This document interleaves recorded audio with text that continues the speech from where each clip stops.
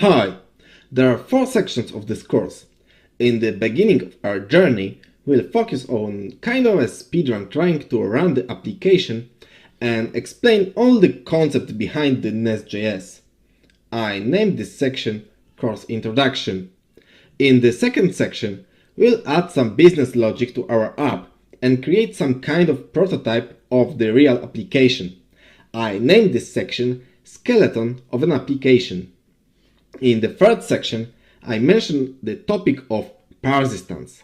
Nest.js approach to this layer is really mature one. We'll create a real persistent layer of the application. In the fourth section, we'll focus on testing. I will talk a little more about unit and end-to-end tests. I'm going to differentiate those two types and show you how to correctly do both of them. All of this section will focus on basics of Nest.js, but it's not the end of the journey. I'm going to constantly develop the course and mention all the interested topics connected with Nest.js. There are many of them everywhere around. If you are interested in something, please write to me and I will take a look at your proposition. Thank you, and I hope that this course will help you to achieve your goals connected with Nest.js. Hi! In this section we'll do a Hello World application and explain the main concept behind the Nest.js framework. I would love to strongly focus on dependency injection and dependency injection container because it's the foundation of the framework. Enjoy your Nest.js adventure in the next lessons in just a minute. Hi, welcome to this section of the course. Before we start to discover Nest.js power, we need to do some preparations. We need to have, of course, a PC with an operating system. I will work on Mac, but it's really easy to work on other operating systems also. I will show you an agenda. We'll set up brew, git, nvm, node.js. We will talk a little about code editor, and we will set up Nest CLI. I'm going to use brew as a package manager. I'm familiar with it. You can use package manager of your choice. There will be different package manager for different operating systems. To install brew, you just need to enter brew.sh and copy that script to your terminal. And of course, press return. And in just a few minutes, a few seconds, you will have brew installed.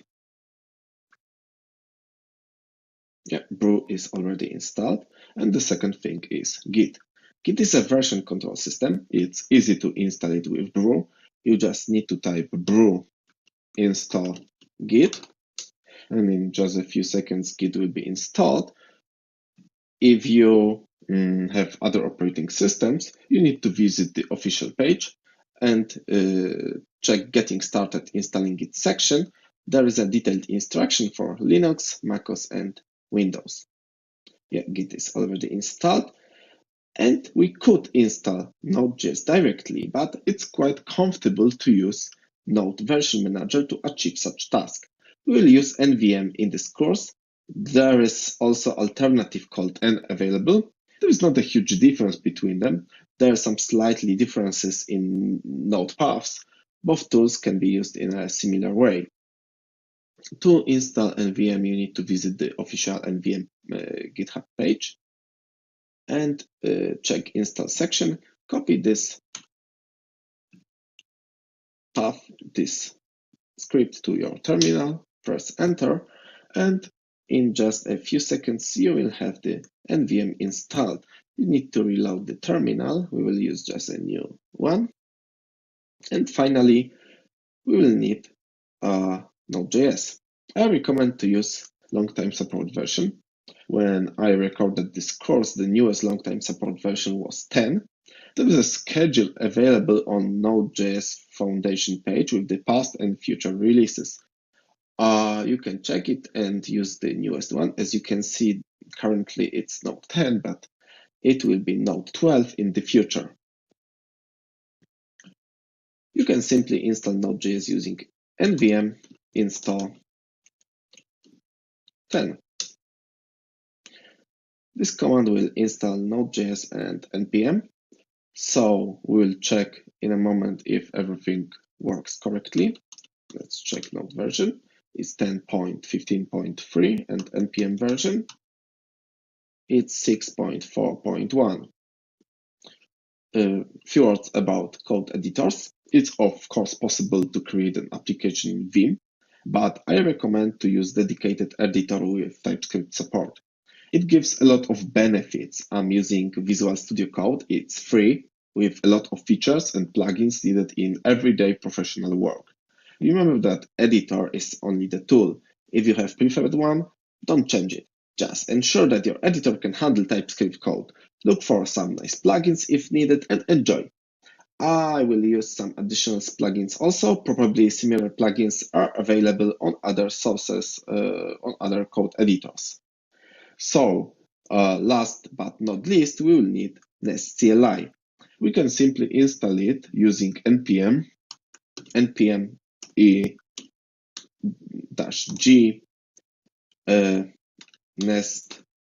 nest.js/CLI. It will install, of course, CLI of Nest.js framework. It will take a few seconds, and in just a few seconds, we will have Nest CLI installed. Yeah, and yeah, here we are. Nest information. Yeah, Nest CLI is installed. Okay, so we installed all required prerequisites during this course, and in the next section, we'll create Hello World application. See ya in just a minute. Hi, and welcome. In this section, we're gonna create a Hello World application in Nest.js. It's really easy. Let's check the agenda. We're gonna create a new Nest.js project, open the project in Visual Studio Code, and run our application. So, as I said, creating a new Nest.js project is really easy. We'll use the CLI to generate a new project. To do so, we need to just type nest new. It's nest new, and just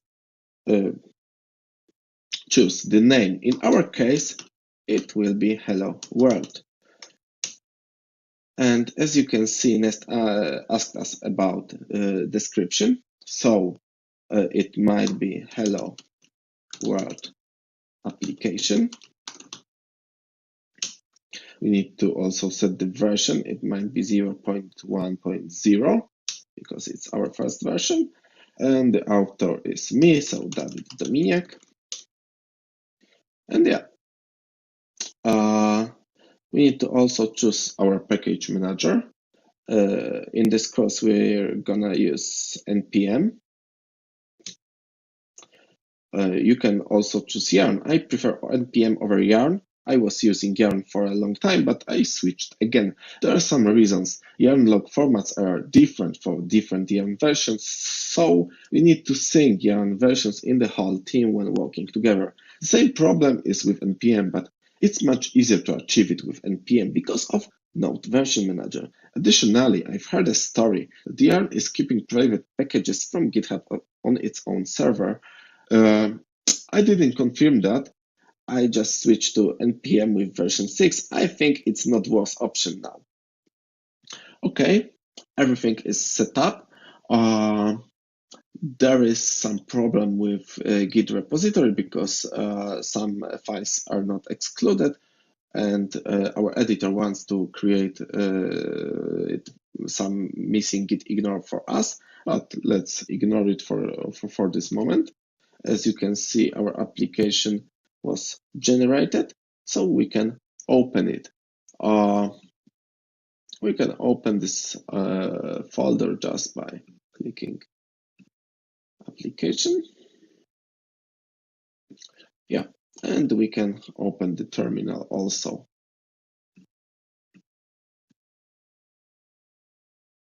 To run our Nest.js project, we need to just type npm run start dev in our terminal and press return. As you can see, the Nest application is starting. And we can see what happened in our browser. We need to just type localhost and 3000. It's our port. And as you can see, our application is properly created. Application hello world appeared. And that's it. As you can see, application bootstrap is really easy. You just need a few steps to achieve it. That might be a little confusing for you how everything is working under the hood, but I will explain it in just a minute. Hi and welcome. In this section, we'll look into the structure of generated application and we'll see what's happening under the hood. I decided to divide this section into two parts. In this part, I will explain the common concepts of Nest.js like module, like controller, like service, and in the second part, we'll check how to test Nest.js application. We'll see the scripts available in package.json and talk a little about them. In the end, we'll check TypeScript linter rules and I will show you how to extend it. Let's check the detailed agenda of the first part. As you can see, we'll do the first commit. We'll check the main TS file and Nest factory class.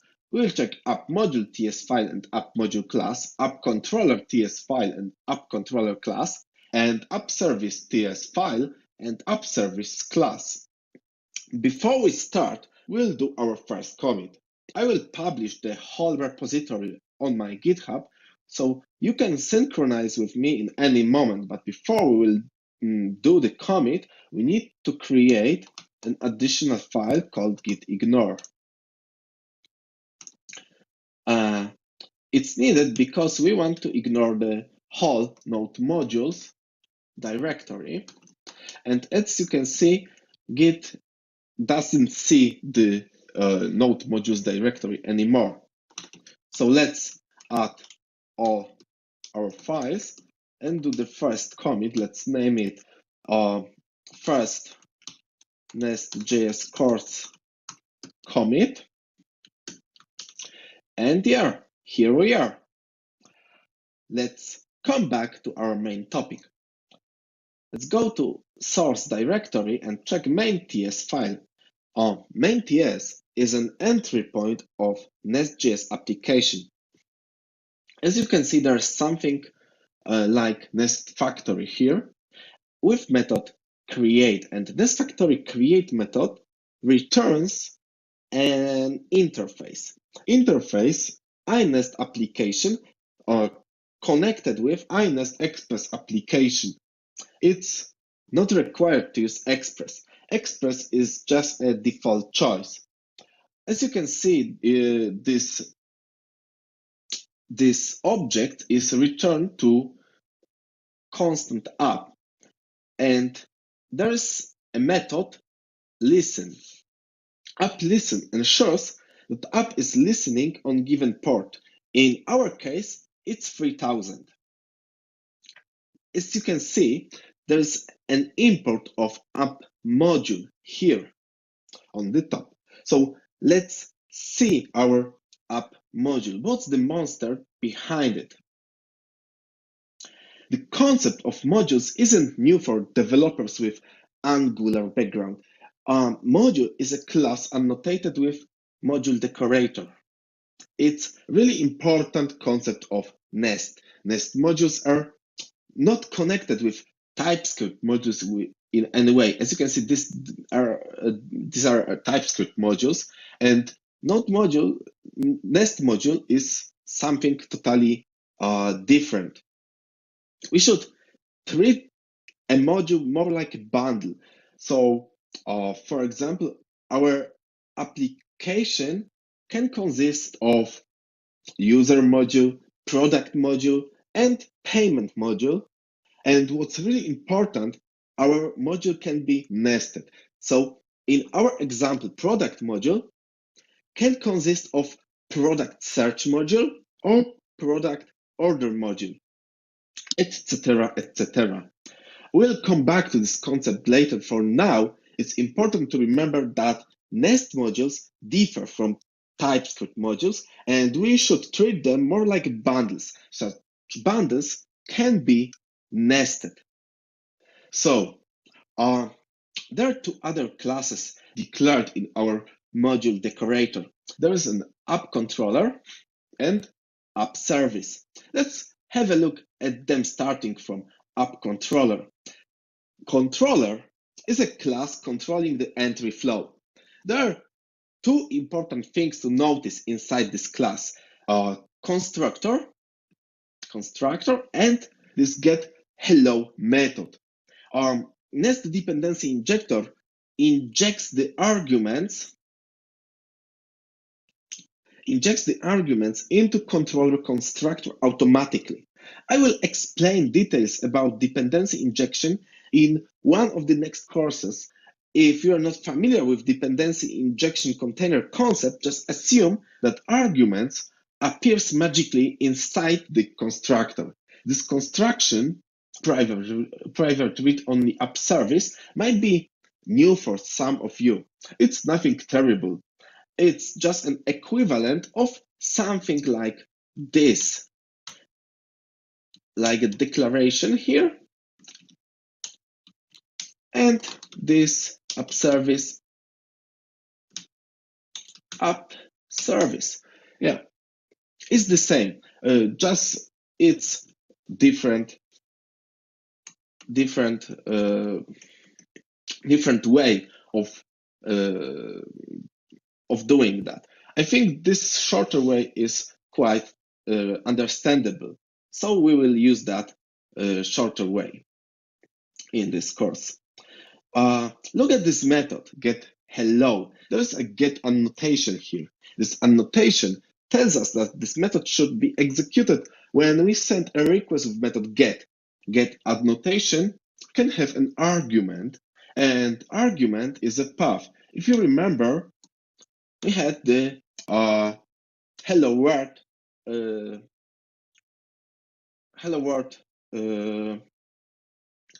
sentence just right after we started our application. So let's start our application again. We need to do npm start, and in just a moment we'll see our application listening on port 3000, but we have 404 error. What's going on? Let's go to test root, and as you can see, we can see the hello world sentence here. Okay, so as you can see, we have something like app service injected into our constructor. Let's have a look at that app service. Services are classes with business logic of our application. Well, applications have really small and light controllers and business logic hidden behind the service layer. Service layer is reusable, and many controllers can share the same set of services. Other parts of your application, like CLI script, can also share the same set of services and de facto the same business logic. The pattern allows you to avoid potential code duplications in the future. Services should be decorated with annotation injectable, which means that this service should be a part of dependency injection container and should be injected into other parts of the application. Such services can be injected to other services or controllers. So I think that I will thank you for this lesson. I hope that the concept of controller, service, and module have been explained. I will explain the meaning of the rest of files in the next section. See you in just a minute.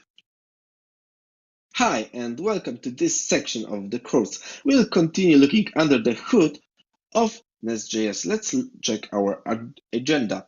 We'll check how the unit tests are written, same with end-to-end tests. Then we'll check the package.json and the written helper files. And in the end, last but not least, we'll check TSLint and how it's set up, how can we extend it, and so on and so on. Let's start with unit tests. The example unit tests are written already. Files.spec.ts are unit tests of our application. It means that unit tests are stored in such files. Unit tests should be simple, fast, and independent. If you can't write simple and independent tests of your method, probably you just did a wrong method. Our application example looks quite simple. Believe me, it's fast and is for sure independent. Let's check it. You don't have to believe me, we will check it. All slow actions and methods of the tests should be mocked.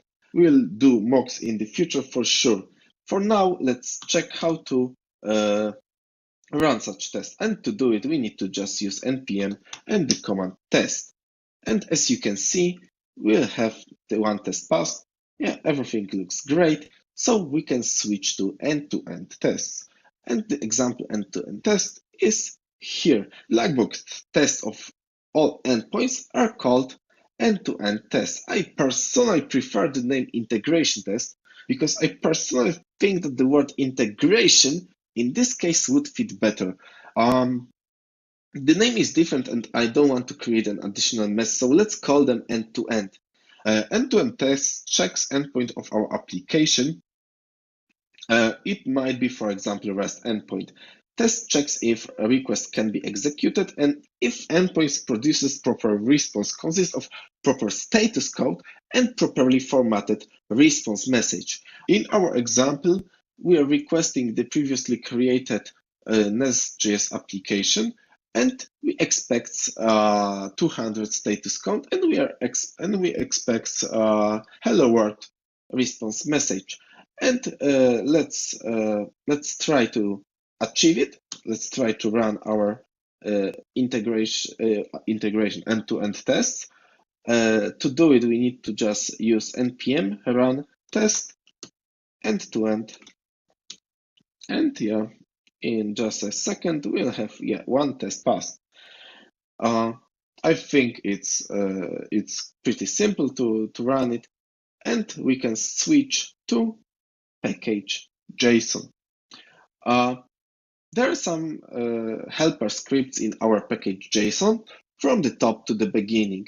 There is a build script. It just builds our application using the TypeScript compiler. Formats our code using the instructions defined in feature.rc file. It's here. It's quite a nice feature. Start is the default start. It uses TS node to just run our application. Start dev, on the other hand, is watching for our changes. Node daemon is watching for our changes and restarts our application if there is a need. Start debug looks similar to start dev, but it additionally opens a port to debug application. I personally had some troubles to use the script with Visual Studio Code Debugger. I have checked script to use with built-in debugger, and I can demonstrate it. I already changed the configuration. As you can see, the configuration consists of the name, which is debug. There is an argument, which is the main file of our application. We just need additional runtime arguments like no lazy, which means that no lazy loading will be included to our debug script, and we need to require additional tsno register file to ensure that the TypeScript files will be pre-compiled before debug. We are doing everything in root directory, and we are using the newest Node protocol, and everything looks great. Let's try to use it. Yeah, everything looks great. Everything started. Let's try to use localhost 3000, and as you can see, debug point was handled, and we can see the whole context here. We can check what is this, and this has an property app service, like expected. We can have an access to the console. Let's check this app service. Hello, get hello, and we are expecting the hello world string. Everything looks great. We can go step into our application in our call stack, and the next step is just an app service. Everything looks great. Everything is working. I don't know why I have some troubles with the default script. Let's come back to our package.json file. Yeah, we are here, and there are two strange scripts, pre-start prod and start prod. Both are running a compiled version of Nest.js application. The first one is compiling and the second is running. The question is why the version must be compiled. It means why we need to compile the JavaScript code. It don't have to be, but remember that compilation takes time and resources. To make applications scalable, we should run additional instances on our infrastructure without the huge load. The lower the load is, the better. Pre-compilation before a release reduces the load, and application needs less resources on startup. It's not an accident, it's thoughtful concept. Additionally, there are scripts to lint test with watch, test coverage, test debug, and we can also use test end-to-end. We did it already. So I think it's all. So we can switch to tslint JSON. Last but not least, tslint JSON file. All lint related stuff can be can be set up here. By default, lint extends tslint recommended rules. It's a base set of rules. I strongly recommend usage of more strict set of rules in your professional project. I can recommend tslint Microsoft Contrib package. It's available on the official Microsoft GitHub page. Let's go to the installation section. It's here. We can just copy the script, paste it to our terminal, and in just a few seconds we'll have tslint Microsoft Contrib. We'll need to update also the tslint JSON file by adding the roles directory, of course, but it's not the one thing we need to change. We need to also change the extend method, and we'll save it, and I'm sure we're not so strict. Yeah, Microsoft Contrib is really strict. So I wouldn't be surprised if you will decide to loosen the regulation. Also, I strongly recommend to use tslint Microsoft Contrib in your production environment to create consistent code. I'm not gonna use it during this course. It would harm our lessons, causing additional overhead to maintain it. It's really strict. So I think I can thank you for this section and see ya in just a minute. Hi and welcome to this section of the course. I'm gonna show you one of the main concepts of Nest.js. I will explain how the dependency injection container works. So let's check the agenda for today. We'll see the dependency injection pattern, we'll talk a little about it, and we'll see the implementation of it in dependency injection container of Nest.js application. So let's check what's going on with dependency injection pattern. Dependency injection is a technique whereby one object can supply the dependencies to another object. The practical implementation is quite simple and we really don't need Nest.js application at all. We'll need the real-life example, so let's create a file called assembler.ts to demonstrate such pattern. Let's create a new file, assembler.ts. Yeah, here we are, and let's import our service and controller and initialize them. Let's create our service then, but let's import app service from app service and import app controller from app controller. Yeah, here we are, and we need to just initialize them. We need to create const app service that will be an instance of app service class. We don't have to pass any arguments in this case, but we'll need to do it in just a moment because we'll create app controller, which is an instance of new app controller. And as you can see, we need to inject an argument here, and it must be app service. Yeah, here we are. So let's call also the get hello method. Let's create const hello, and let's call app controller get hello method.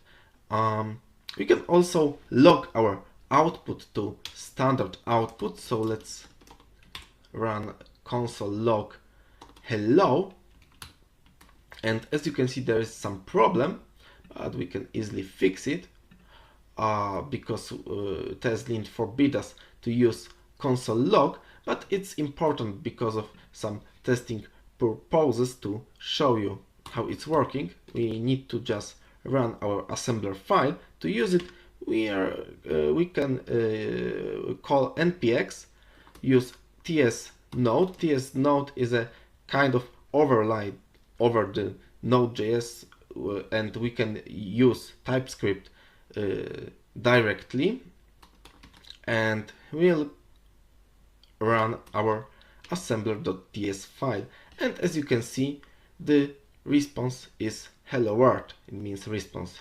Standard output is hello world, so everything looks great and it's working. What we just did is manual dependency injection. Assembly.ts file is not connected with Nest.js application in any way. It's just an example how to achieve dependency injection outside of Nest.js. Recognition of dependency needs and injection inside Nest.js application is a task of dependency injection container, which assembly all dependencies for us automatically. Thanks that, we don't really need files like assembler.ts in Nest.js application. Nest is strongly using the dependency injection container. Dependency injection container makes dependency injection technique more automatic. All work that we done in assembler.ts file is done by dependency injection container. We just need to annotate injectable class like app service with the annotation injectable to ensure that container will take care of it. Nest.js container also reduces the visibility of current service to current module. That's why we need to also register our services in our module by adding them to module annotation. As you can see, app service is added here and app controller is added here. We can also easily change the service visibility, and we'll do it for sure in the next few lessons. So to sum up, dependency injection pattern is one of the ways to implement dependency inversion principle. If you are not familiar with it, it's one of the 5 principles collected into mnemonic acronym called SOLID, created by Uncle Bob. Necessarily Google SOLID and Uncle Bob if you haven't heard such names before. Thanks to dependency injection technique, we don't have to care so much about dependencies. We don't need to worry that given dependency will be initialized many times and will cause potential memory leak. On the other hand, we are sure that all dependencies are initialized. What's super important, we can easily mock the dependencies and supply mock dependencies inside our objects. It makes the unit test faster and more independent. We'll do such things during the course and I will show the practical example then. Dependency injection container automates our work and we don't need to solve and inject dependencies manually. I hope that this technique is more clear for you now and you will also see the benefits of using it. It's all for this lesson. Thank you and see you in just a minute. Hi, thank you for watching this section. I hope you enjoyed Nest.js. There were a lot of concepts and explanations here. The next sections are going to be more practical ones. In reference to the previous lecture, as a postscriptum I wanted to mention that the difference between classic approach of services instantiation and dependency injection container. Please take a look at this image. There is a main class function called by main thread of the application. Inside this function, or other called indirectly, we need to instantiate all the services. It's difficult to manage the life scope of such services in such case. Let's have a look at dependency injection container approach. All that happens inside the dependency injection container, which is well tested and reliable. We are just starting the container bar by running our application inside the main function. I hope that those 2 pictures will clarify you this topic. We'll rely on this pattern strongly in the next sections. Hi, you know already the main concepts behind the Nest.js. In this section, we'll focus on the business logic of the application. We'll create our first module and a service inside. This module will also consist of a controller and both unit and end-to-end tests. We're going to make this app a modular one. Modular architecture is not a new concept. Application nicely separated to modules consists of smaller chunks responsible for its own. Such chunks can be developed by a smaller team separately, be separated to microservices in the future, or just create a network of self-documented small chunks to be easily understandable by new developers and easier to maintain. Please enjoy this section with me and Nest.js. See ya in just a minute. Hi and welcome to this lesson. Before we start, I want to recap that you can synchronize code with me in any moment. Just enter my GitHub page and find the repository nice locations. You can easily clone this repository and check out to tag skeleton. It's super easy. Just type git checkout skeleton and you will be synchronized. You need to do it, of course, in your terminal, in your working directory. So let's check out again to master and let's check what we'll do in this lesson. And in this lesson, we'll just change the metadata of our application. It will be no more hello world application. It's gonna be nice location storage. So let's check the agenda for this lesson, and it looks quite simple because we'll just change the package JSON, we'll update package log, we'll change directory name and commit the changes. Let's have a look at the package JSON.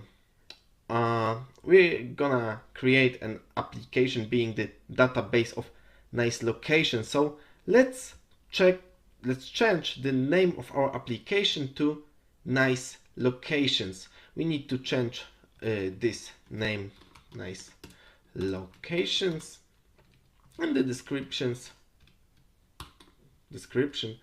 to nice locations also. It's not the only needed change, because package.json is also not updated. As you can see, there is a name hello world, but we can just update it by npm install,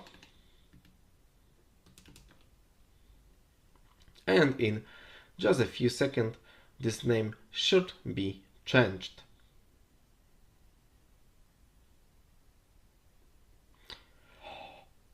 Yeah, as you can see, there is a name nice locations. We need to also change the directory name. It's super easy, just info hello world to move hello world to nice locations, and we did all needed changes, so we can simply check the status and commit our changes, and we can name it like change application hello world metadata. Our new application is nice location storage. Yeah, everything looks great. Let's push it to our repository. And yeah, we changed the metadata of our application, so let's continue create our app in the next lesson. Hi and welcome to this lesson. In this lesson we'll focus on setting up the template engine and generate simple page. Let's check the agenda.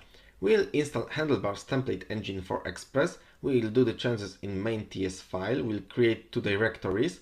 We'll create the first handlebar template. We'll check the controller unit test, and we'll set up controller to use handlebar template. At the end, we'll run the test and test our application manually.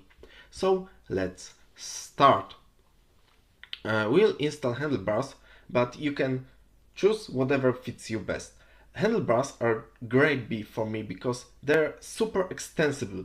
To install handlebars template engine, we just need to use npm install save HBS, and in just a few seconds handlebars will be installed. HBS is a plugin for an Express of handlebars template, so don't worry, it's a proper name. We need to set up handlebars in main.ts file also. To do it, we need to use the method appSetViewEngine, and it's super easy.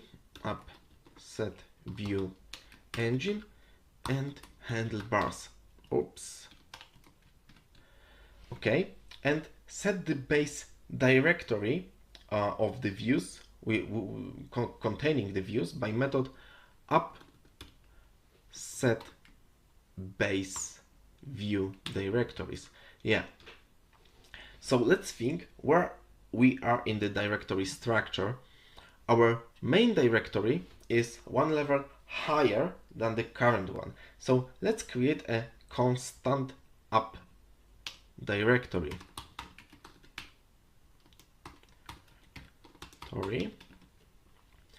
To indicate the application main directory, we need to use method resolve from path, and we need to use current directory name, and we need to go one level higher.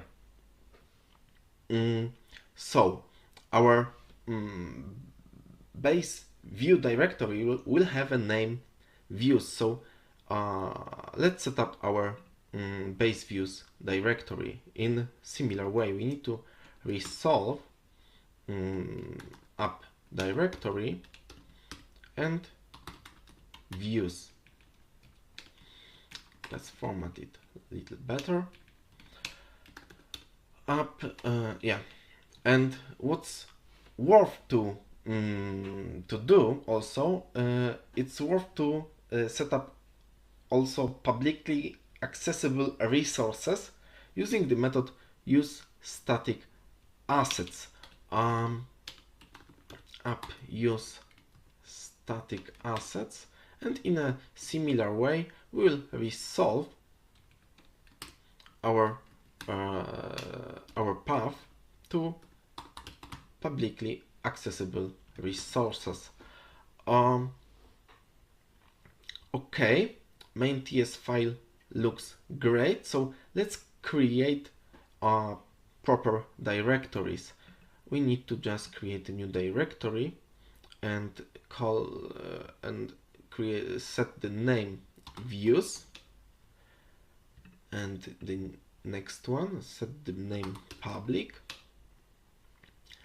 Okay, let's add also the git keep file to public directory to keep the directory in GitHub, because we'll know at this stage we will not public any resources, but we want to keep this file in our Git. Okay, looks great. So let's create our first HBS template. Let's call it list HBS because we want to list our nice locations there. List.hbs, and let's start creating our first file. We need to create a doc type. We need to use HTML here, some header, it means head section. We will need for sure meta for charset. It's UTF-8 for sure, and we need the title, and in our case it will be nice locations. Okay, let's move to body section. We'll also have a header nice locations, and yeah, we want to list our locations, so we'll use the handlebars template to list our locations. To do it, we need to use the plugin of handlebar each locations. Yeah, and it's a kind of a loop, and we need to access this location with this. Okay, it looks great. So we need to change the controller also, but before we'll change the controller, take notice that we'll need to change also controller unit test. So let's start with that unit test. The controller method will no longer return hello world. Instead, we'll have a method list locations.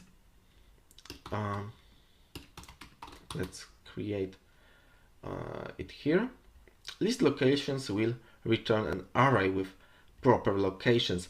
We also need to change expect method to this method to be to method to match object, because our object will no longer be the same. It means in this case it was a string, so we didn't care about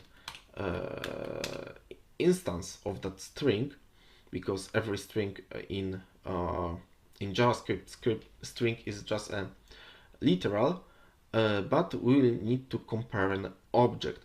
In our case, it will be object with property locations, and there will be an array with locations. There will be location 1, location 2, and let's create also location 3. Okay, this test looks great. So let's set up the controller. It's last but not least, let's go to our app controller and change the controller to use handlebars template. To do it, we need to just add render annotation, and we need to add the template that is going to be rendered. In our case is list handlebars. Okay, but we'll no longer use the method get hello. We need to change it to list locations, and we need to return something different than string, but controller should have a proper test already.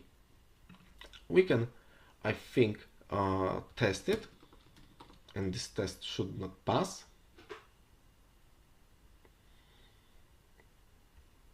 Yeah, one test failed, so let's fix this test. This controller will no longer return a string, so let's create an interface, a DTO, which will be returned. Let's create an interface location list DTO, and it's going to be an object with property locations, and property locations should be an array of the strings. Everything looks great. We just need to change the returned value from string to iLocation list DTO. Of course, now it don't have to be, it must be an object with property locations, and let's copy our locations from here to here and format it properly, and everything looks great. Let's run our unit test to check if something changed, if everything works correctly. Yeah, one test passed, everything's worked correctly. To be sure that everything is working, let's run our application. Just type npm start dev, npm run start dev, and in just a few seconds, yeah, application is working. Let's go to localhost 3000. Yeah, as you can see, we've got the view with nice locations. We can now add the new location here, location 4, and in just a moment our location 4 should be visible here. As you can see, our application is running properly. Thank you for your time, and see ya in the next lesson. Hi and welcome to this lesson. We set up our controller and did the change in the unit test. To have a whole picture, we need also to run end-to-end tests. So let's run them by npm run test end-to-end. npm run test end-to-end. Tests are running, and as you can see, test failed. So let's check what happened. We expected hello world, but we got the whole HTML page in exchange. That's how templating is working. Do we need to compare the whole HTML content directly? Yes and no. But before we'll start, let's have a look at the agenda. We'll install jest.hbs extension. We'll create test setup file. We'll set up Jest. We'll update the Jest setup just, and we'll fix end-to-end tests finally. So I haven't found any out-of-the-box solution, so we need to do a clever one. I've prepared for you a Jest extension to test templates. We need to install it using npm, so let's install it by npm install save dev jest hbs extension. It will take a moment, but don't worry, we can just create a setup without that extension. We need to create a file test setup.ts in our test directory. As you can see, jest extension is correctly installed.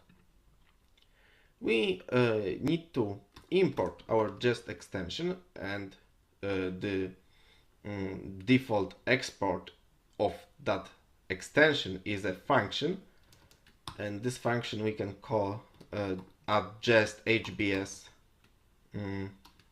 extension from jest HBS extension.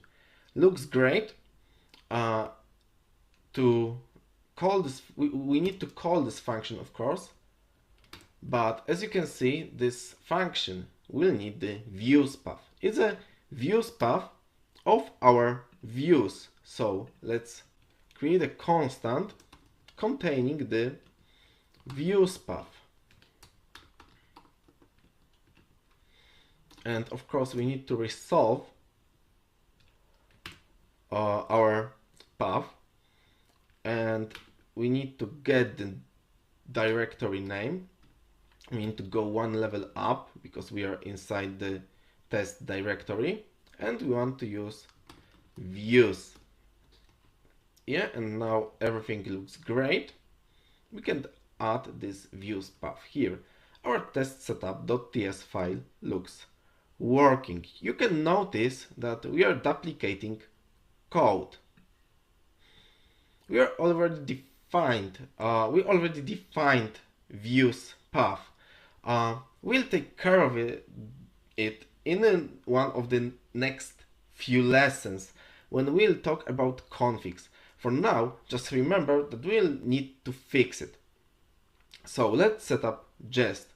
Now we need to set up jest to use our extension. So let's open our jest end-to-end.json. It's this file.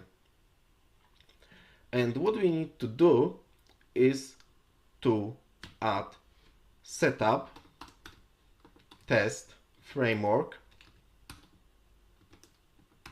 script file, and we need to indicate our test setup.ts file. Yeah, looks great. And now we need to fix our end-to-end test. So let's have a look at our end-to-end test. We are still expecting hello world. We need to change it. We can use promises to do it. We can use then here and get text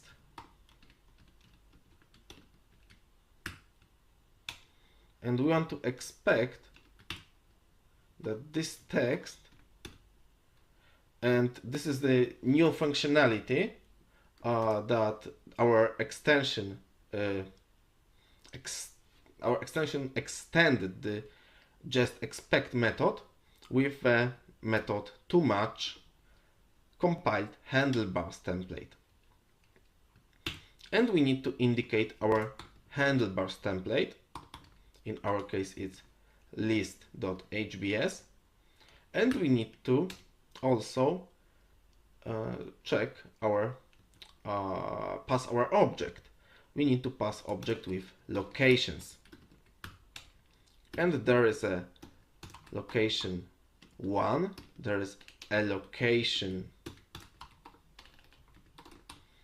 2, and there is also the location 3. Yeah, everything looks great. Let's try to run our end-to-end test by command npm run test end-to-end. And in just a moment we'll see what will happen. Yeah, as you can see, end-to-end test passed. Everything looks working. Our extension works great. You can find detailed implementation on my GitHub page. Let's have a look there. Changes in our application can handle the behavior, can change the behavior of our test. take care about it and do not forget to run all the tests. In one of the next sections, I'm going to explain how to set up continuous integration platform to run unit and end-to-end tests for us. Thank you for this lesson and see ya in the next lesson in just a minute.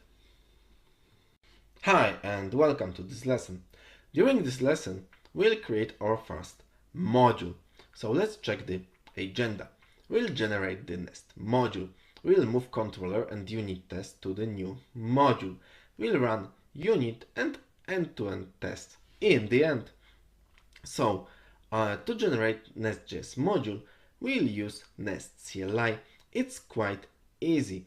We just need to type nest generate module and we need to pick the name. In our case, it's going to be location, and in just a moment we'll have a new module created.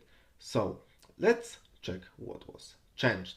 There's a new directory named location and file location.module.ts. There's a class location module inside this file, and if you look at app module, you will also notice that there's an additional information. Our newly created module is also registered in app module. From Nest perspective, app module is a parent class for location module. Let's move our controller and unit test to the child class, to the location module. To do it, we'll just need to move the files. Yeah, everything looks great. The paths were updated, I think, except this one. Oh no, paths wasn't updated. Let's update them manually, don't worry. We need to update this path and we need to update this and this. I don't know what happened. Normally this path should be updated automatically in this editor at least. We would like to change the name of these files also to fit better to our needs. So let's change the file and classes names to location. Let's change the name to location.controller.ts and the controller spec.js file TS file to location controller spec TS file. We'll also need to change the app controller class. Let's change it to location controller, and we'll also need to do some changes in test file. We need to change this variables to indicate location and use capitalize letter here. It looks great. I think that all app controller instances are removed from our files. We need to also move the controller definition to the location module. To do it, we'll need to create the property controllers in our module annotation and import indicate the location controller. But remember that we have also the controller, location controller. I don't know why it's app controller here. It should be automatically updated. Sometimes it's not working correctly. I think that the newer version of editor will fix some problems. There is also the location controller. We need to save it because there were some changes. Yeah, everything looks great. We need to do something with that app service also. I think that we'll not need app service anymore. If we would like to create location service, we'll just create a new one. It's a really simple service, and you will check how to create such services. Let's remove the app service. We need to remove that file, and editor should indicate where such app service was. Yeah, it was for sure in the test. It's no more needed. The occurrence was in a controller. It's also no more needed. Yeah, looks great. In the end, we'll run our unit and end-to-end tests to check if everything works correctly. So let's start with unit test, npm test. Yeah, unit tests are working. And let's check end-to-end test. To do it, we need to just npm run test end-to-end. And in just a few seconds, yeah, end-to-end test passed. Let's start our application and check if something changed. Nothing should change. Localhost 3000. Yeah, everything looks exactly the same. So everything works great. Looks like application works exactly in the same way. We just have a nicely separated module with business logic connected with locations. Thank you for your patience and see ya in the next lesson. Hi and welcome to this lesson. In the last lesson, we've created a module. Modules are really powerful tools in developers' hands. Thanks to them, we can reduce the scope of a big application to nicely separated modules. Each module can be maintained by a different person or a different team, so there should be loosely coupled connection between modules. The looser, the better. On the other hand, every module has its own structure consisting of controllers, services, and persistence layer. In this lesson, we'll focus on service. So let's have a look at the agenda. We'll not create a service interface. We'll generate a service, create a service unit test, and we'll implement the service. In the end, we'll inject a service to the controller. Some can argue that there is no reason to create an interface for every single service, and yeah, there was. The well-written application never had one class using a single interface because the second implementation was a mock. Do you remember what I said about unit tests? Unit tests should be fast and independent. Interfaces made unit tests easier because services stayed loosely coupled. Thanks that, we can easily create a light mock to be injected inside the service. But time is passing, things are going forward, and this is a problem of Java world of the early 21st century. Then Mockito came to Java. In TypeScript world, we don't have Mockito. We don't need to. We can easily create a strange construction like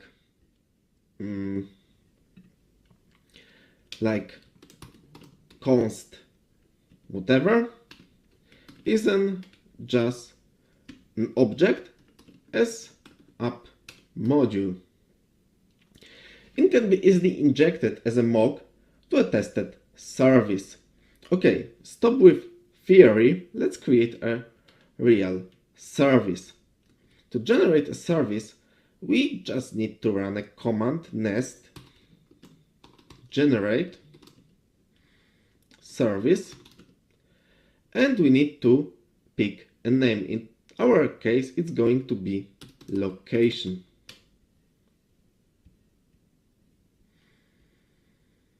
Yeah, as you can see, the service and unit test of this service has been generated. So let's go to check what happened. There are new files with test and service and some basic implementation code inside. Service is also registered in our location module. As you can see, the service is here. So let's check our unit test. As you can see, the first test is written. I personally don't like the default Nest.js approach to write a unit test and generate a testing module before every test. It's adding unnecessary complexity and tests execute longer. Let's simplify it a little. Let's remove that module at all, and let's stick with the fact that our service is just an object location service. It should be enough, and this test is also not needed in this shape. Okay, before we'll change the test, let's create a method placeholder in our location service. Our method is going to list our locations, so let's name it list. It's public method, of course, without any arguments, and it will return the array of an array of our locations, array with locations, and it's a placeholder of our service. So let's try to test it. It should return locations. So we are expecting that service list to be an array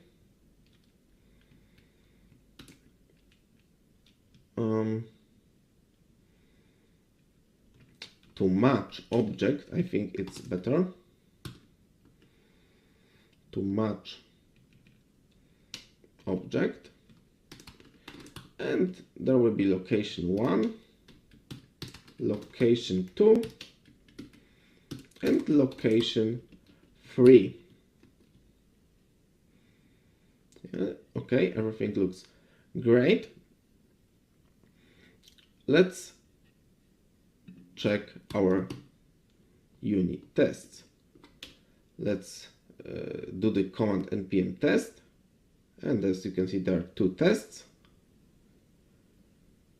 and 1 test passed and 1 test failed. It's expected behavior, of course, because we didn't implement our service business logic. So let's implement our service. We need to return an array with locations instead of just an empty array. For now, we will just return an array with location based on that service locations. It means based on just a strings, location 1, location 2, location 3. Yeah, and let's run our test again.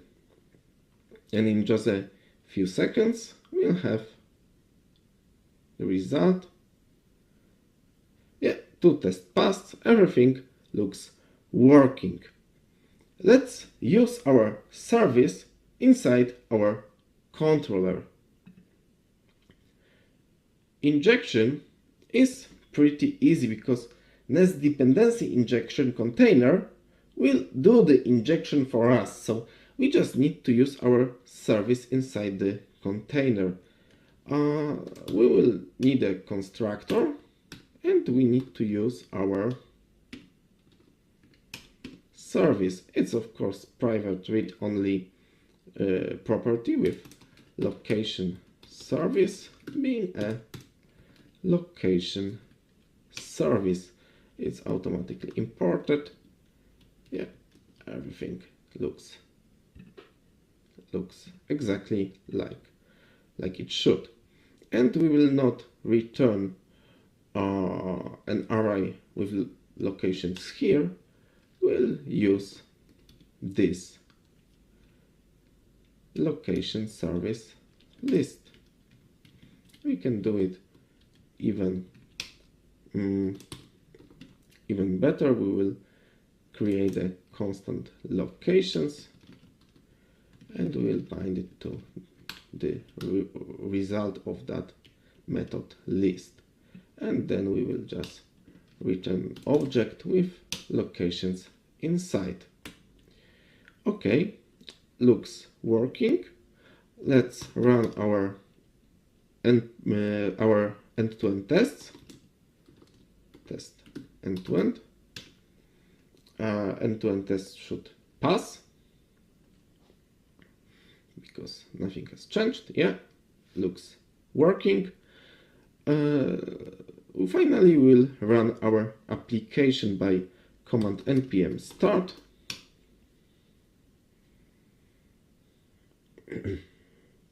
Application is running. Let's go to localhost 3000.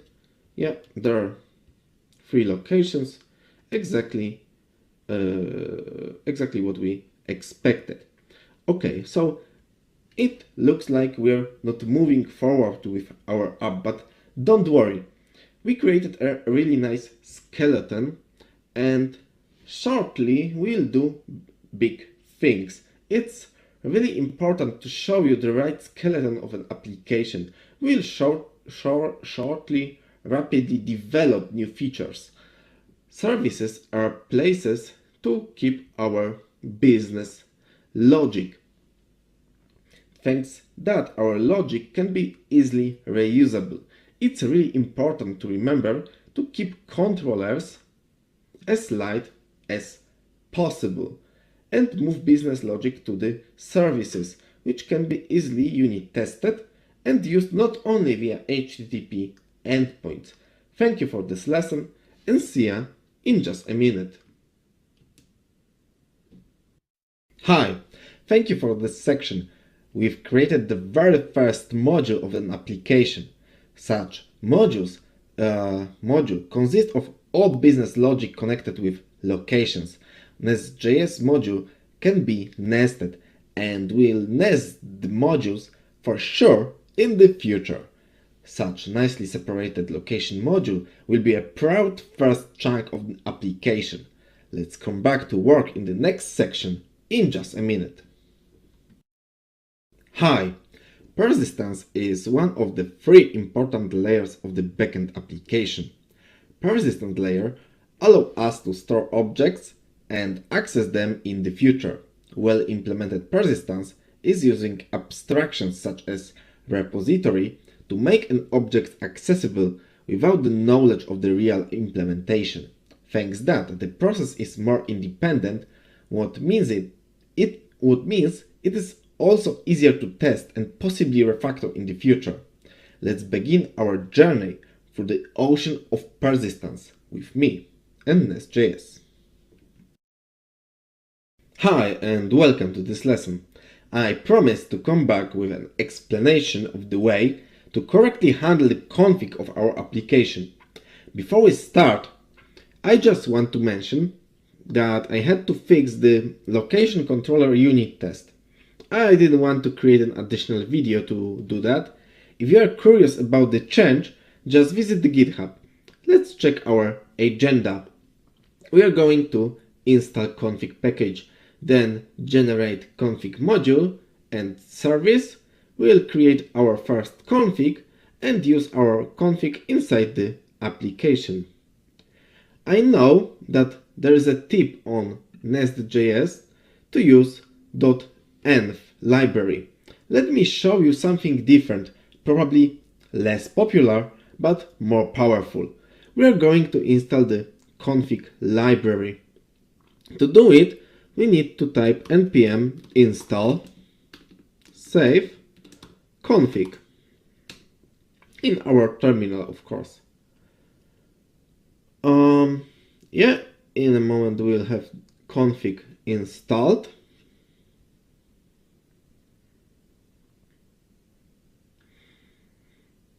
Let's wait a minute or just a few seconds. Yeah, looks like config is already installed. So we would also need typings.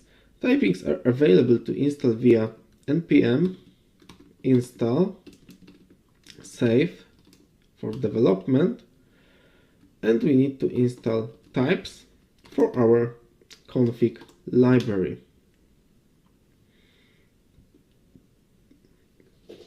In just a moment we'll have types installed.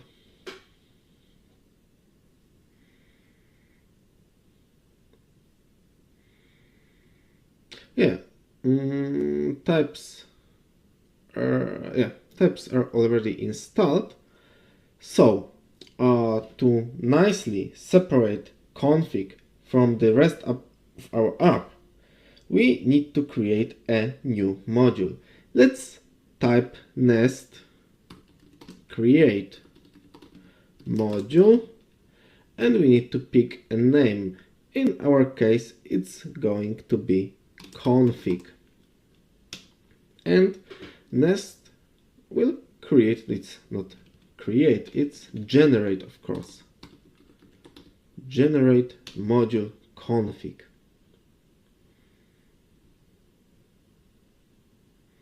Yeah, as you can see, config module is created.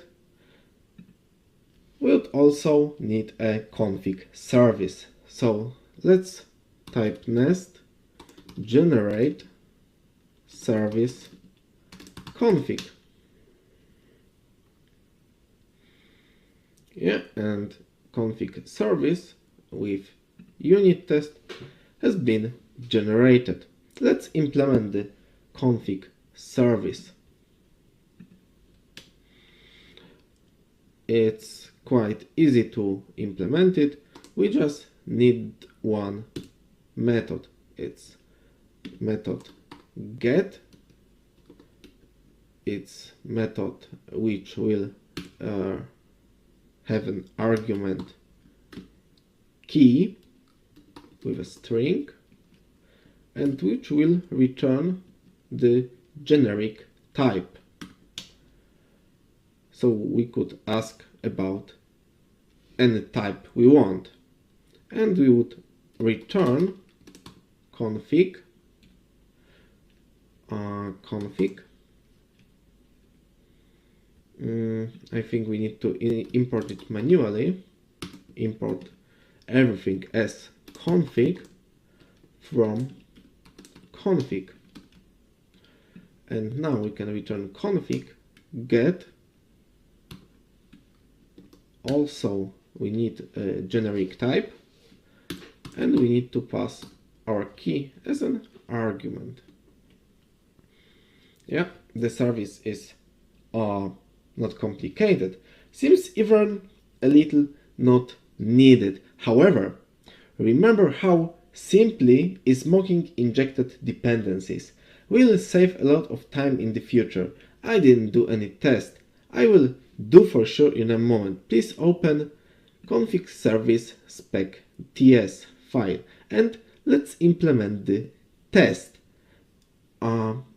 We will not need this section. Instead, we will initialize service directly using just close new config service. It's really easiest way to achieve it, and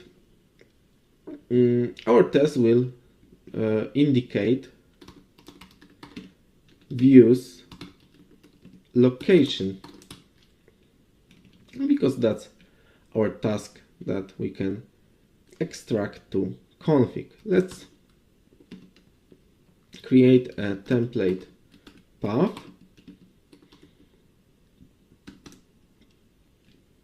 We need to resolve it by passing a dir name as an argument. As you can see, we are 2-level, our main directory is 2 level higher than current directory, so we need to go up and one more time up, and we will need indicate the views directory. In our case it's views, and we would expect that our service get, and we are expecting string, and our service would give templates path, and templates path from our config will equal our constant. Yeah, looks good. Let's run it. npm test. And in just a moment we will see yeah, right test is failing. That's because we didn't indicate the path. We need to create a config. We need to create a config file especially. There is plenty of available config formats to choose, like JSON, JSON5, YAML, but I would suggest to use TypeScript. TypeScript-based config will be consistent with the rest of an application and quite powerful. We can also do simple programming inside. So let's create the first config. Let's create the default.ts file in a directory named config. Default.ts, and let's implement our first config. We need to export an object with templates of our with template settings of our application. Templates would have a property path, and we would resolve our path using a directory name. It's, as you can see, one level. We need to go one level higher and goes to the views directory. Yeah, and it's our templates path. We would also implement our public path, and in this case it's resolve directory name one level up and the directory named public.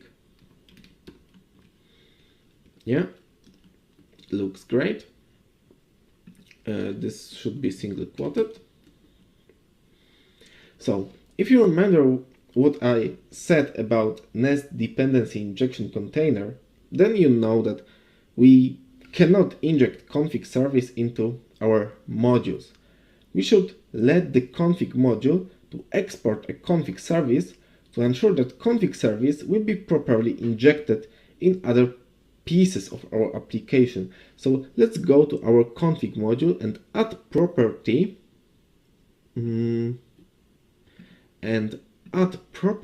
exports, and we are going to export our config service. Yeah, that's right. We forgot to run npm test to ensure that our config is working correctly. Yeah, everything is working. There is also a warning that we are running application with node.js test, and we don't have the config for test, but this is just a warning, so don't worry about it at this moment. The most important fact is that our test passed. There are two places where we need to inject the views path. As you remember, it's bootstrap, it's here, and we can easily access the config service from this main.ts file. To do it, we need to just use our injector. To have an access to our config, you would use the method get of our app, and we would like to get the config service. It's easy as it. We will no more need that constant. Instead, we will get the views directory from our config. We will also need the string, and we would like to get templates path. Yeah, and our views directory will be passed here. Yeah, looks great. We'll do the same with public directory, const public directory, and let's copy it. And it's not templates, instead it's a just public path. And let's copy it here. We'll also not need resolve from the module path here, and everything looks great. End-to-end setup is more challenging. We could run test Nest application with config service injected, but it's not needed. Let's go do that end-to-end setup. Do you remember what I said about services? Services can share business logic within HTTP application, but services could also be easily used also outside the HTTP or even outside the framework scope. Services are just classes containing the business logic. So let's simply initialize the service inside the setup file. We'll just need to initialize a config service. So const config service will be just new config service, and we will get the views path from our config service. We'll need a string also, and we'll get templates path. This constant is not needed, and resolve is also not needed, and everything should work. So let's test our end-to-end test, npm run test end-to-end.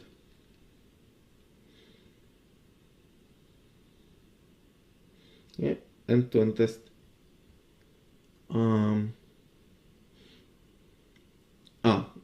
There is just a small problem with paths, but we can easily solve it, and in just a moment we'll have end-to-end tests paths. Yeah, everything is working. Just a warning here, our unit tests were working also.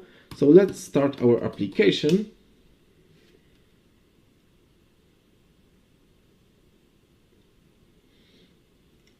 Yeah, let's go to localhost 3000. Yeah, everything looks working. So config library is really powerful.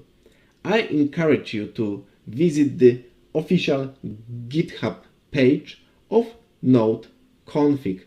It's the official GitHub page of the config library. You will see all the possibilities here. Different config files can be loaded, depends on environment variables. Multiple config files can be merged with each other. Application arguments or environment variables can override the current config, and that's really super that we have that feature. And there is a plenty of possibilities to meet the needs of our application. We'll discover more in the next few lessons and the next few sections. Hi and welcome to this lesson. In this lesson, we're gonna install PostgreSQL. So let's check the agenda. We're gonna install PostgreSQL, create a database for our system user, open PostgreSQL terminal, create a database for the application, and create application user. To install PostgreSQL, you just need already installed brew. Let's install PostgreSQL using brew install PostgreSQL. Look for installation instruction for other package managers and other operating systems. It should be quite easy. In case of any troubles, just ask a question in our course forum or go to the Docker section and install PostgreSQL using a Docker. Looks like PostgreSQL is already installed. Remember to refresh your terminal or just open the new tab. There should be a command in a moment. There should be a command create database available in your terminal. Let's use it to create our first database. Create database. Who am I? The command creates a database named exactly like your system user. Please run command psql to open PostgreSQL terminal. To create a special database for our application, we'll use SQL. Let's create a database. Create database locations with owner David Dominiak. It's me. Yeah, database created. So let's create a user for our application. Create user app with encrypted password app. It might be quite easy because it's only a local database, and our user must connect to the database and achieve it. To achieve it, user needs some privileges. So let's grant all on database locations to app user. Yep, and that's all. It's just a prerequisite to our journey to the persistence layer. Discovering more interesting corners is just ahead of us. See ya in the next lesson. Hi and welcome to this lesson. In this lesson, we're going to set up the connection between the application and Postgres database. Let's check the agenda. We're going to create database module. Then we'll install type.orm and set it up. We'll update config files and start Nest.js application. Database module seems not needed, but believe me, it is. There are plenty of issues related to the database, such as migrations or database config, and it's a good place to keep them all together. I hope it's one of the last not domain related module in this course. To generate database module, we'll simply need to type nest generate module database, and in just a moment database module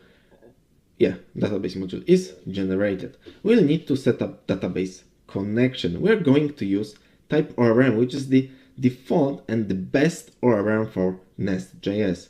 To install type.orm, we are going to use npm. We'll also install NestJS adapter and Postgres library. We'll need to type npm install save nest.js type.orm type ORM itself, and Postgres library. ORM can be translated to object relational mapping.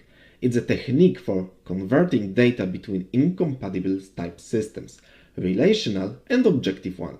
It's a quite common pattern in the programming world. Like every other pattern contains advantages and disadvantages. If you want to read more, please find my article on Medium, What's Up in Vietnam. To set up type ORM, we need to add dynamic dependency into the Nest dependency injection container. Dynamic modules are special customizable modules. There is a special module in Nest.js type ORM package which depends on some options. Our configuration should be quite big, so we would like to separate the configuration logic to separate service. Let's create a file Postgres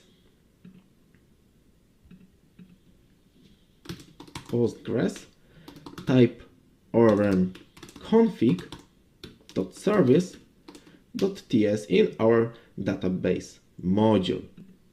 Let's open it.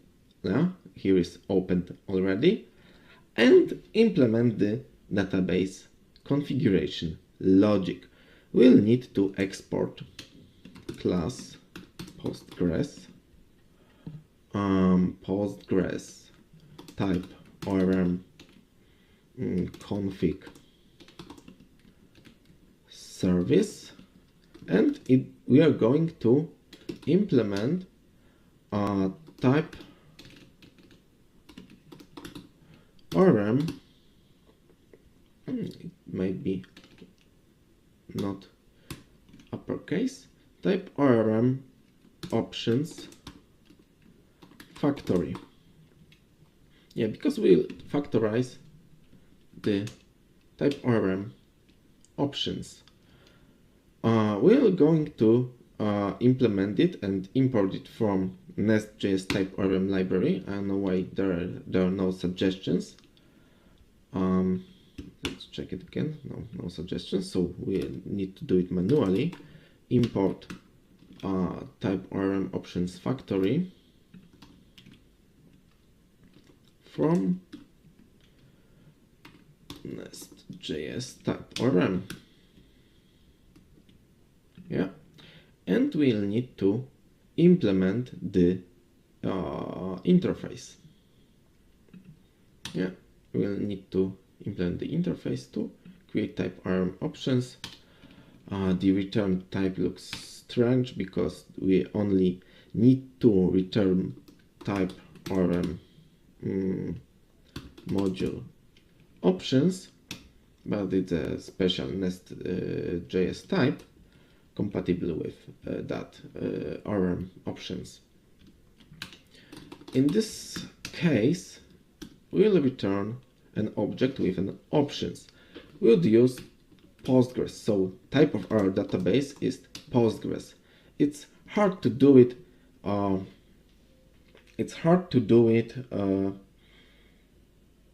Dynamic because we'll need to set up type of Postgres to Postgres ORM options, and it's quite common to use just one database. If we would like to migrate to other database like SQLite or MySQL, we would like to create new service and inject it into database modules. It could be quite simple.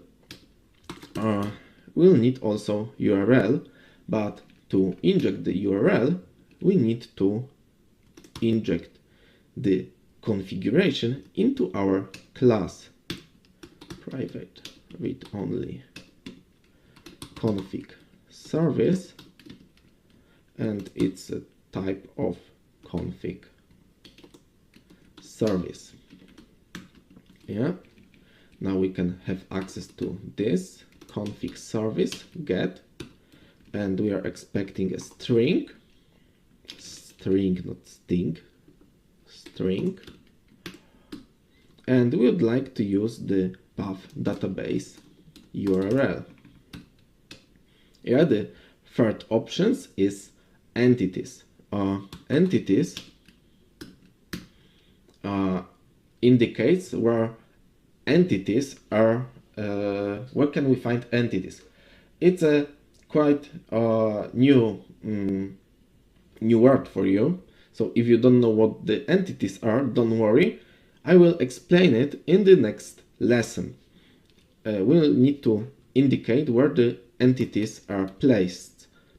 In our case, we'll get this value from config service, and it's an array of strings, and we'll get from path orm entities, yeah, like that. Be careful with that paths, because there are no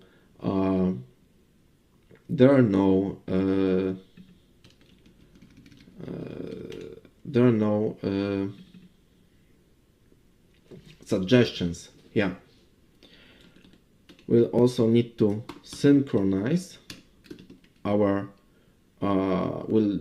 database. Depends on config state. We'll get this state, it's a boolean type, from orm synchronize. Yeah, everything looks great.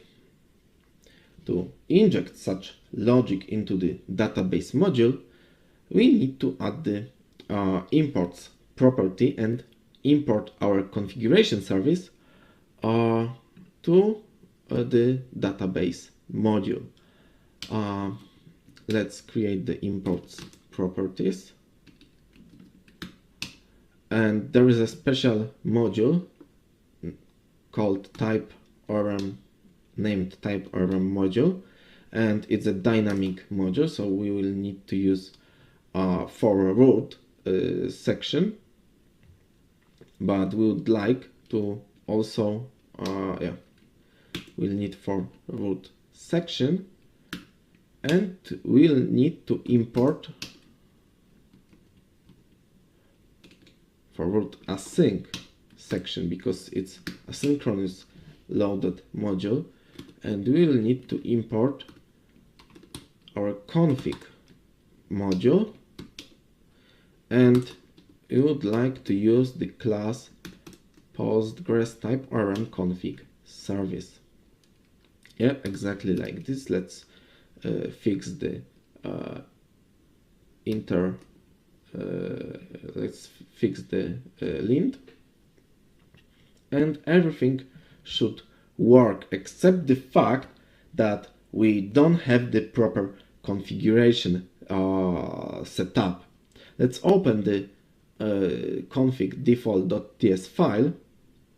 Let's sort the current config in alphabetical order to reduce the mess, and let's create our config. We would like to create a database path. In our case, it's going to be URL, and our URL is Postgres app, it's login with password app at localhost, and our database is locations. We don't need anything more, and we'll need to set our ORM config also. In this case, it's entities. We'll need to indicate the entities, and we need to indicate the path. So let's create a helper to indicate the source path, and we are going to resolve that from current directory name one level up, and it's a source directory, and our entities are placed inside, are going to be placed inside, because we don't have any entities yet. Source path, and our entities will be placed under any directory and can be named like in any way, but will the final section will be entity.ts. Let's fix the linter, and we'll also need to decide if we want to synchronize our our application with the database or not. And by default, we don't want to. We decided to not synchronize the database because of the risk of inconsistency. The risk is lower wake on the local environments. So let's change this value for local running. To do it, we need to create a file local.ts in the config directory. And we are going to export default ORM synchronize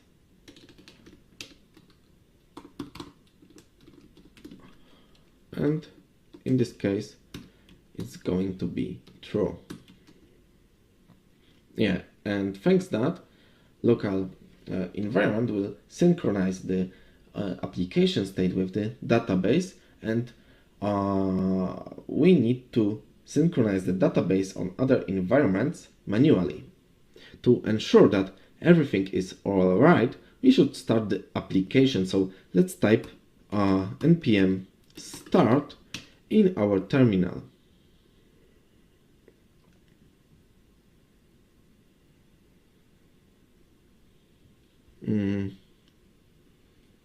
Something is wrong. Let's go to Postgres type URL config service. And we can see that we missed the injectable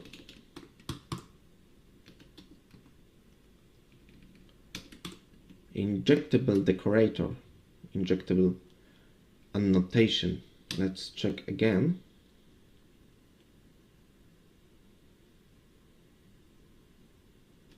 And something is still wrong. Configuration property ORM synchronize is not defined. ORM synchronize, let's check what we defined here. Synchronize. Let's check what we defined in local. Everything looks okay here.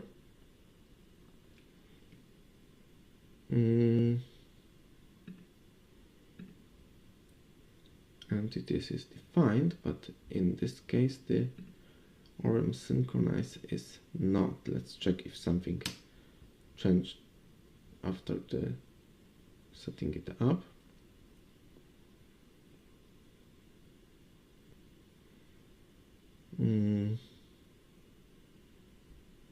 ORM synchronize, and it's false.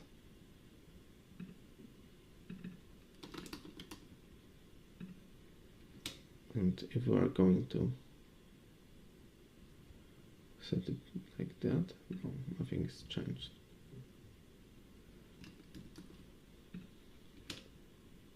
Maybe something wrong with merging? Nope. ORM synchronize, and we are using int like ORM synchronize. ORM synchronize config service get ORM synchronize.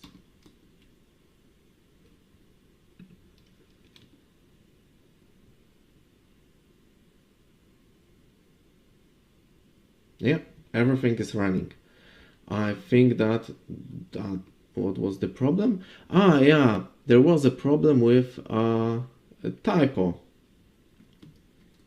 Yeah, and let's uncomment it and change the synchronize to true. And let's run our Nest application again. It's really important to always check if your changes doesn't break your application. In our case, everything should work. Let's check on localhost 3000. Yeah, everything is working. So we properly set up the database connection. It's the first step to meet the persistence layer. Thank you and see you in the next adventure. Hi and welcome to this lesson. In this lesson, we are going to create a new entity. It's going to be a preparation for a greater refactor. So we'll break some tests for a few lessons. Don't worry, we'll fix them all. Let's have a look at the agenda and we'll define entity, create the location entity and inject location repository. Following Wikipedia, entity is anything that claims independent existence as opposed to merely being a part of a whole. Following the Eric Evans definition, entity is an object not fundamentally defined by its attributes, but rather by a thread of continuity and identity. Probably the most illustrative example will be the real one. So let's create a first entity in our application. It's going to be location. Let's create a file location location.entity.ts and we are going to implement the entity. We will export class location, not the location entity, because it's easier to say just location. We'll have location name, not location entity name. It's easier and it's more common in a real world. And we'll have two properties. The one is ID and it's going to be a string, and the second one is name. It's also will be a string. And to create a proper entity, we'll need also some annotation. We'll need, for example, for sure, entity annotation. And as you can see, it's imported from type ORM. Let's change the double quote marks to single ones. And let's add other annotation. We'll need the annotation primary generated column, and we are going to use UID as our primary generated column. It will indicate our ID in the database, and we'll also use the column annotation. Yeah, our entity class looks like every other class. So on the other hand, there's a lot of meaningful annotations. Such annotations maps an instance of the class, an object, to relational tables in the database. Entity annotation marks our class as an entity. Primary generated column annotation is generating identity of our location. Column annotation marks property name as a volume that need to be translated into the column named name in the database.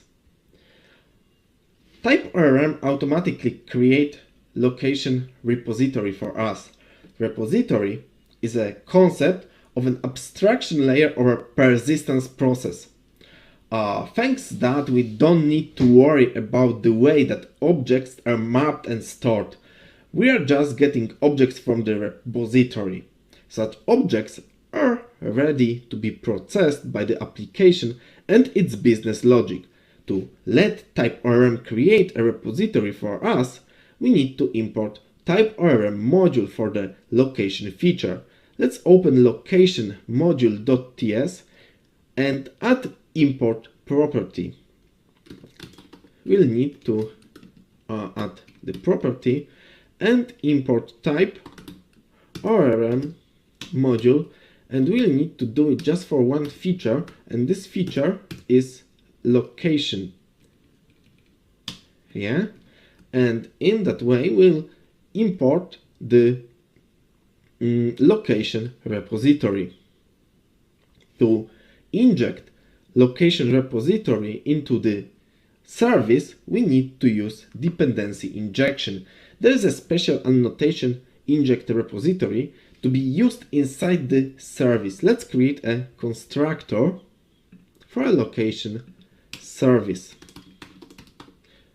Let's create a constructor and we'll use annotation inject repository.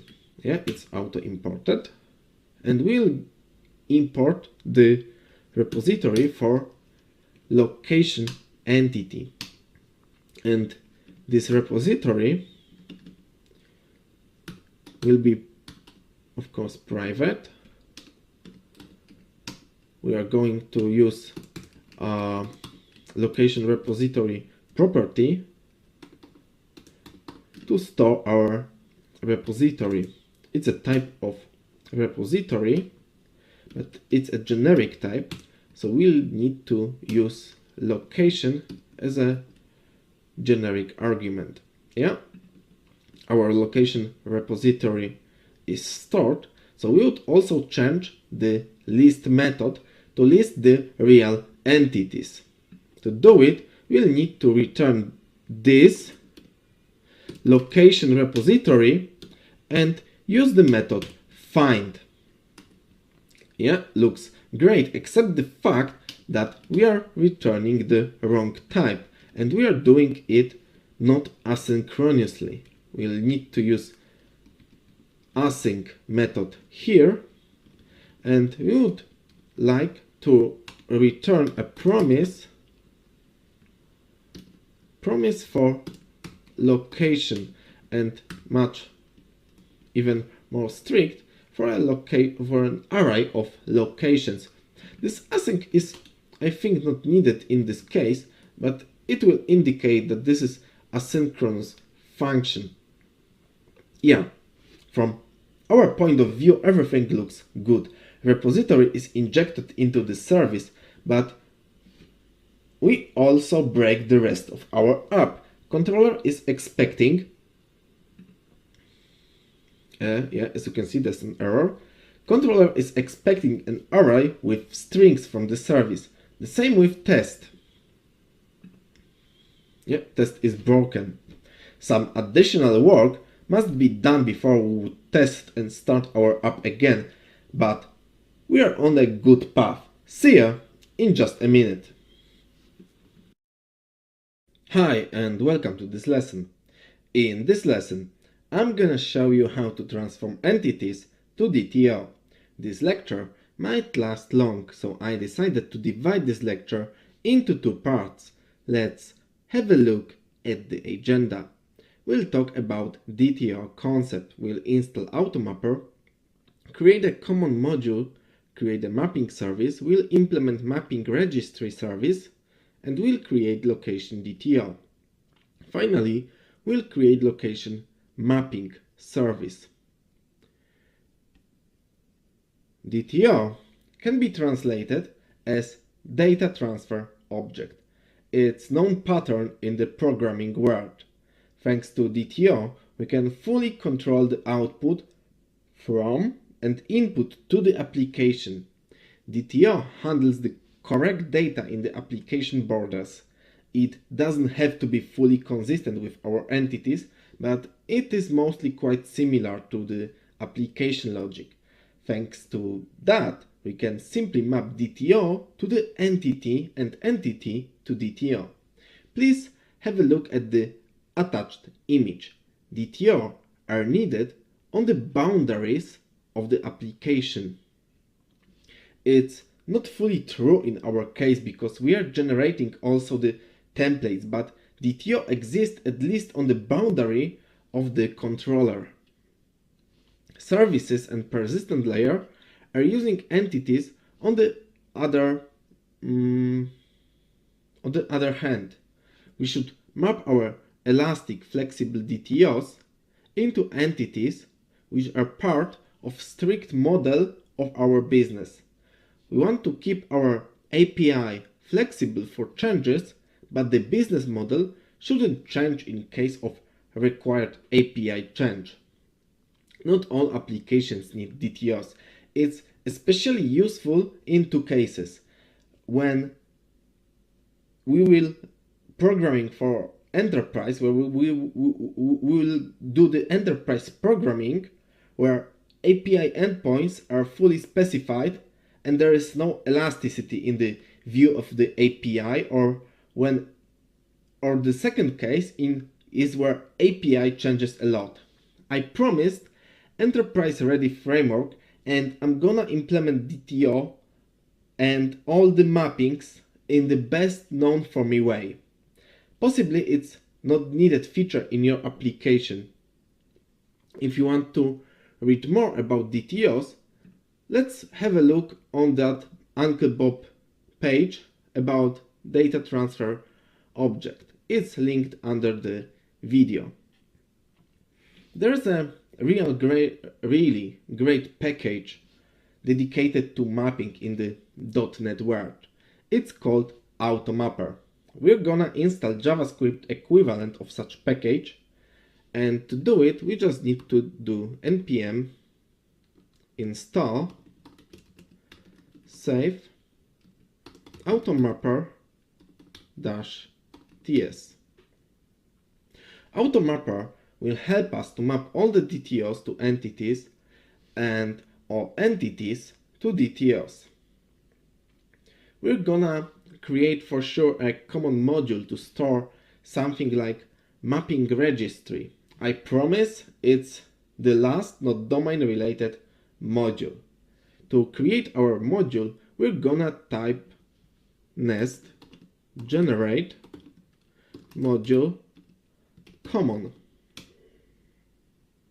and in a moment module command will be generated. Yeah, it is. If you want to read more about the registry, please visit the Uncle Bob blog about registries.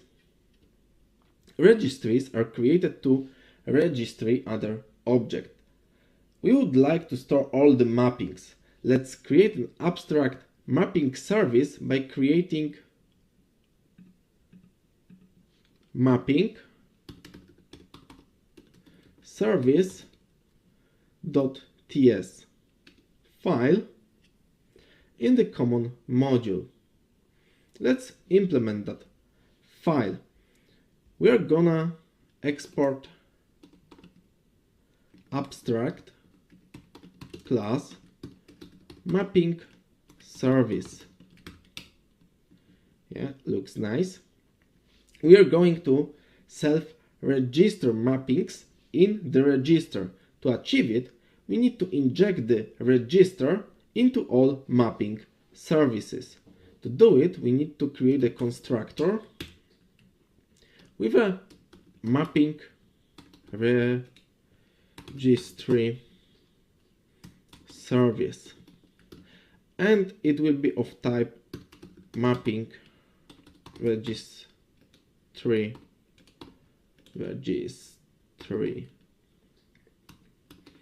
service. We haven't created already, so we need to wait for implementation, but all the mapping services should have a method at mapping. It's abstract method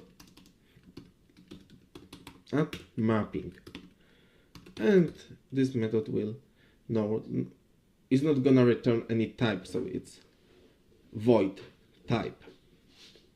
Okay, mapping service looks awesome. Let's implement a mapping registry. Let's create a file mapping registry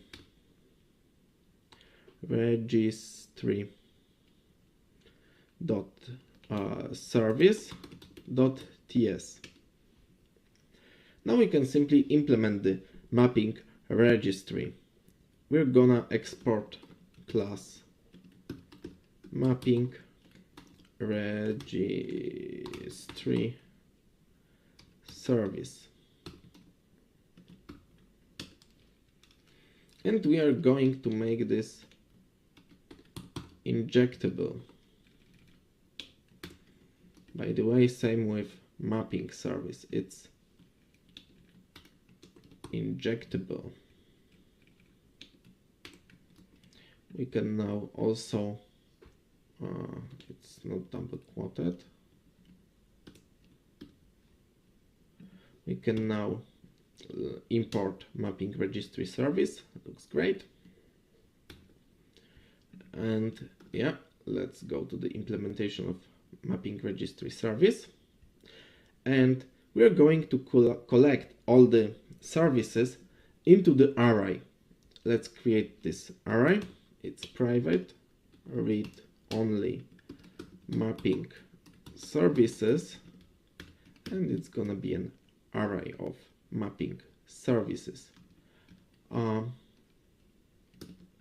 We can define it even. Mapping service. Array of mapping services.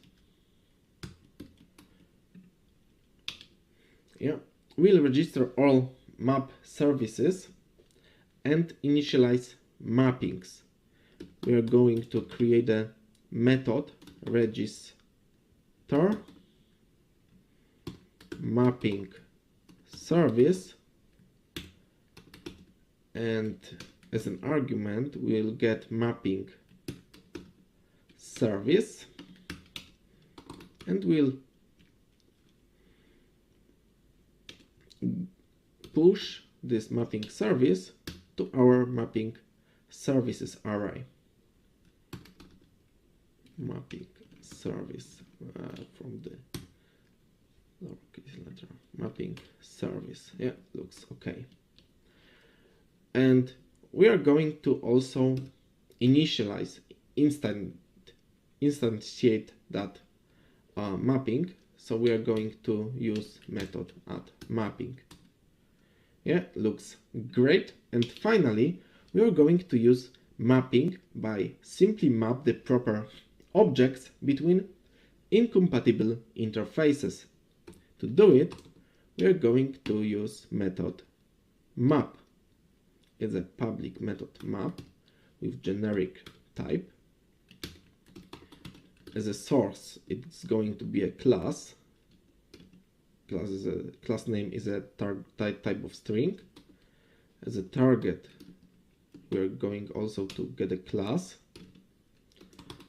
And we are going to use any type of object and return the generic type. And to do it, to achieve it, we just need to use the automapper. What's wrong with automapper? Automapper is a global object, and we need to import it in that way. And it's gonna register automapper in our global scope. It's not the best solution, but it's really great library, although all the disadvantages. We are going to map this automapper from source to target, and we are going to use that object, and it's going to be a type of our generic type. Yeah, everything looks great. And do not forget to register the service in the common module. Let's go one more to mapping service, and now we can just register that mapping into our mapping registry service. Register mapping service, and we are going to register this service. Yeah, looks exactly like I expected. And we cannot forget about register the service in the common module. To do it, we need to create a proper properties like providers, and we are going to register mapping registry service, and we are going to export also this mapping registry service is a common module, so we're going to use that common module in our location module, and we're going to import common module. Yeah, looks great. Okay, we talked so much about DTO, but we didn't create any. Let's do it. Let's create a file location.dto.ts. Implementation should be simple at this stage. We're going just to export a simple class location DTO with a read-only ID and read-only name. At this stage, we are not changing the DTO, so it's quite easy to make it read-only. Okay, abstractions are ready, our DTO is ready, so let's create an implementation. Let's create a file location mapping service. Location mapping .service.ts, and we are going to export, and it's going to be a class location mapping service, and we are going to extend mapping service. Yeah, it should be single quoted. Yeah, now looks great. And we need to implement inherited add mapping method. And this implementation is quite simple. We are going to use automapper, create map, and we are going to map location entity to our location DTO. Yeah, this map is ready. And remember to make this class injectable.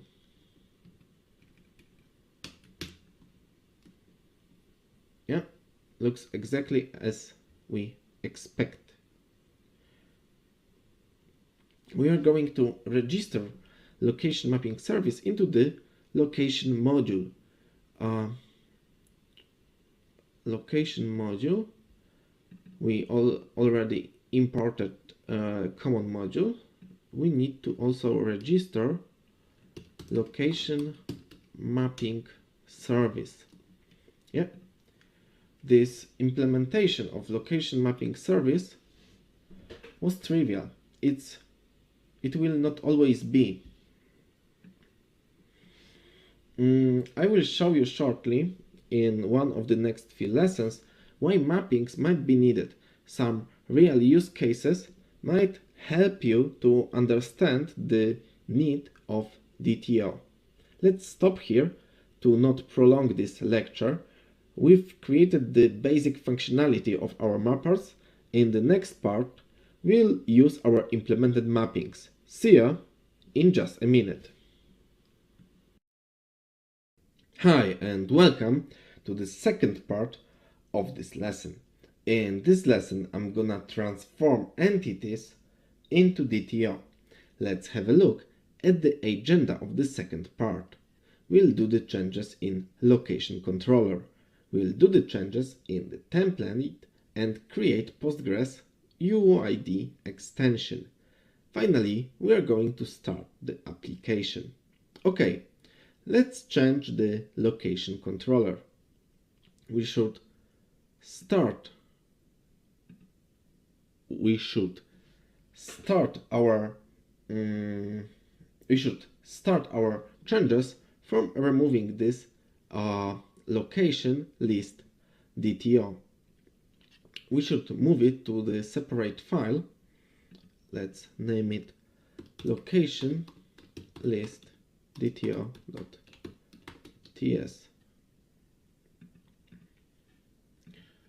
and yeah, we can copy it somehow,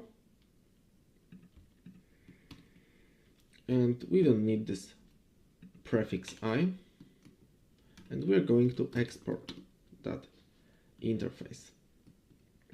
It's not going to be the list of strings, it's not going to be an array of strings, it's going to be an array of location DTO. Yeah. And here we need to change that. Yeah, looks great. We have location list DTO and location. Let's go back to the controller. We don't need it more.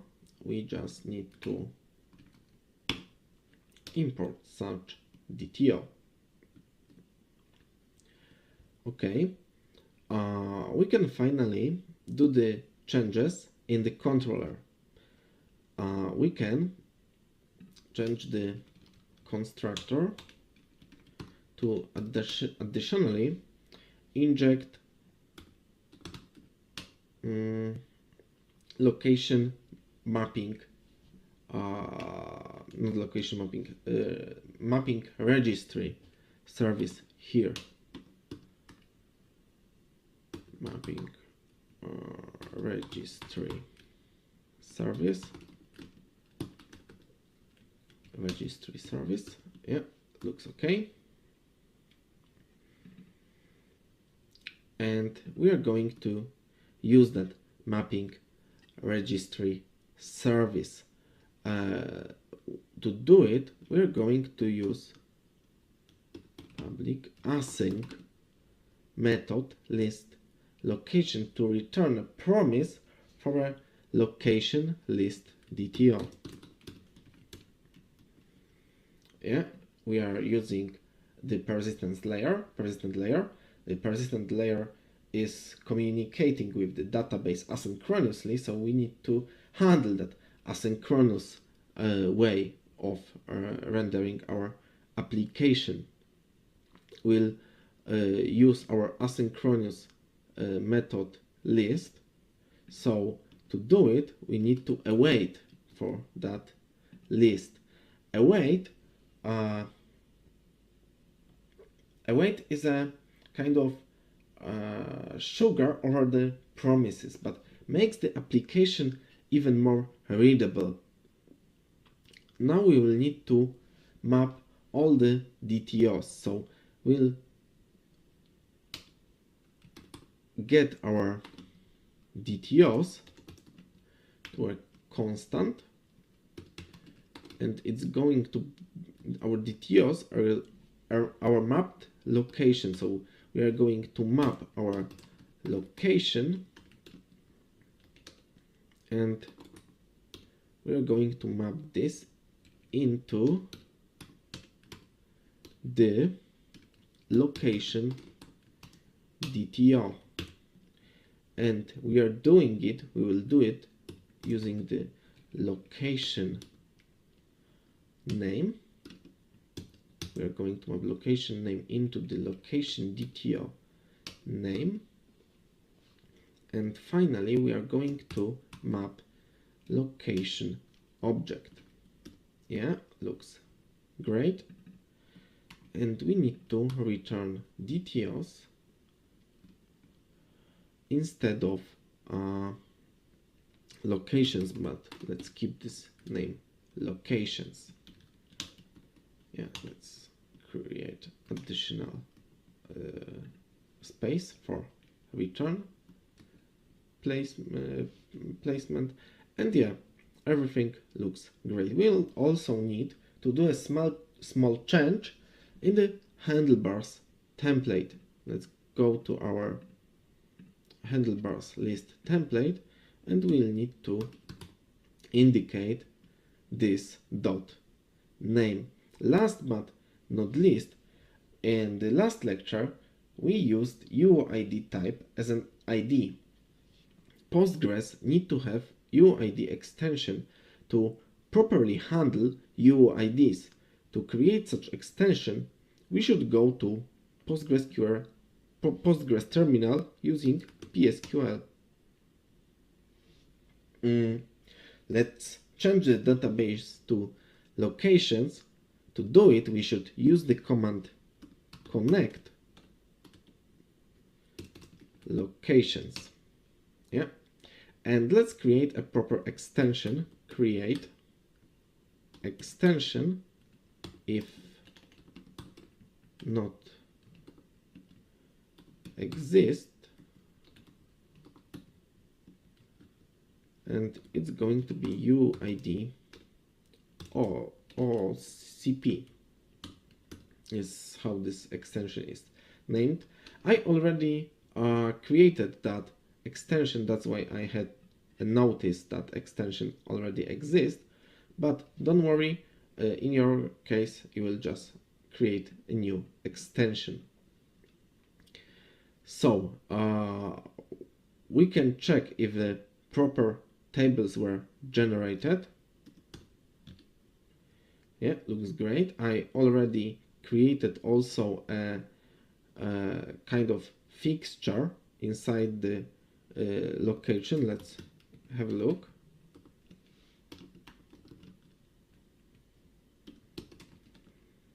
Location. Yeah, the fixture is generated. You can use just closer insert into location ID name values, and in this case it's going to be UID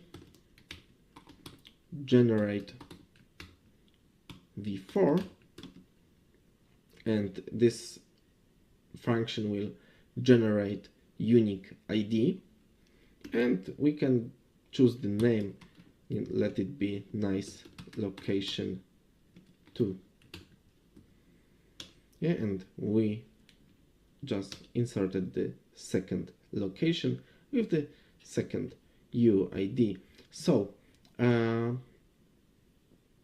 let's open the application in the browser. To do it, we need to run this application. Let's run our application using the npm run start dev. Possibly something might be wrong, because that was a quite long lecture. Application is starting. Nest application successfully started. So let's have a look at the localhost 3000. And there's something not bad, not wrong.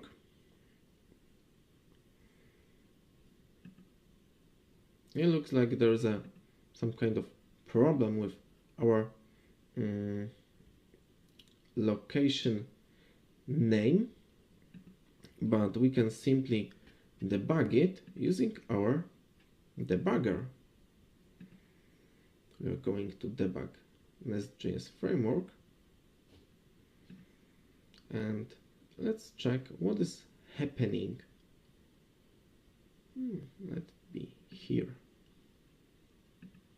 Might be here or here, and finally here. Okay, there is a problem. Cannot find module mapping registry service.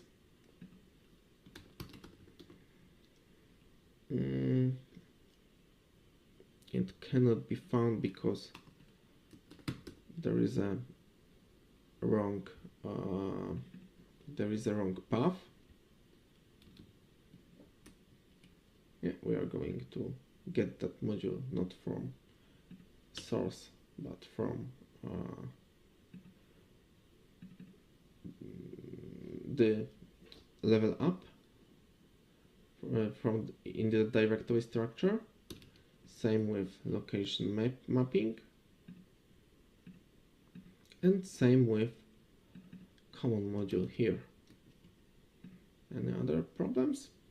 I don't think so. Let's try to rerun that debugger. Debugger attached.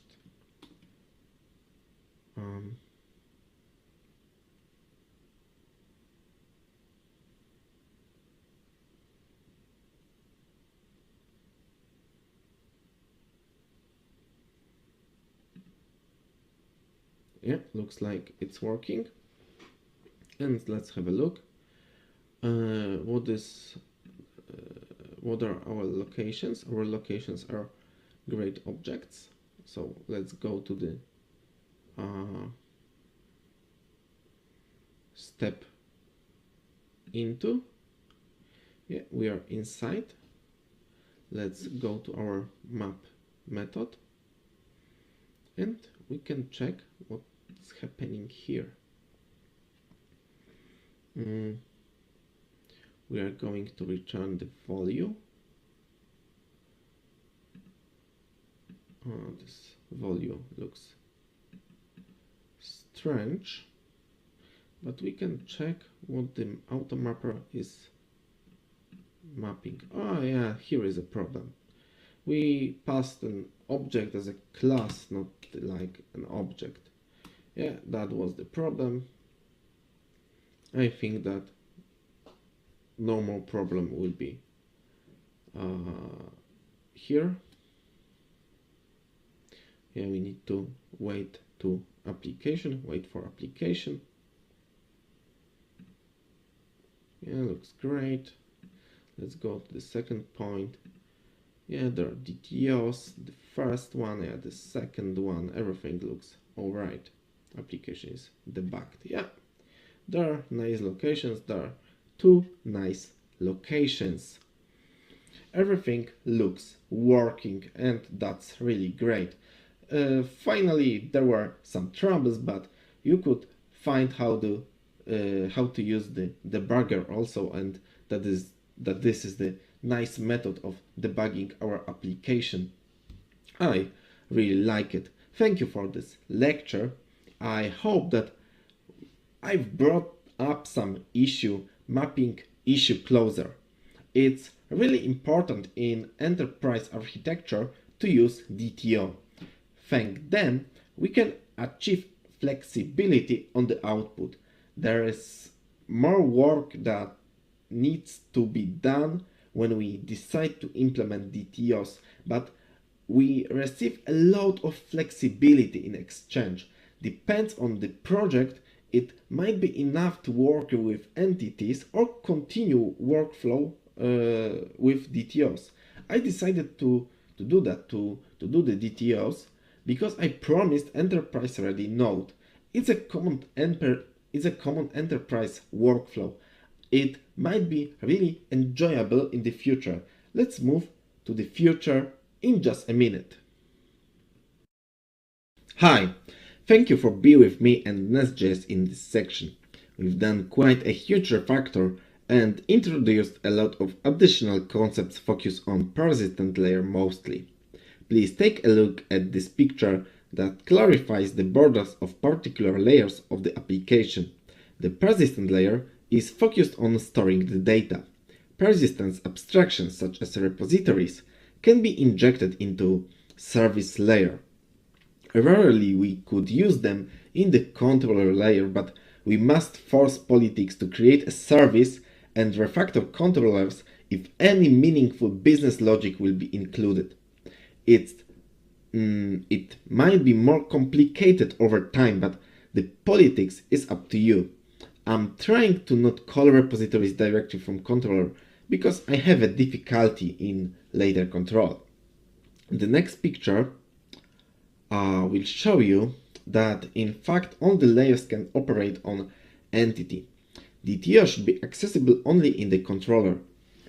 With such foundation, we know that controllers should be responsible for mapping from entities to format understandable for the final API.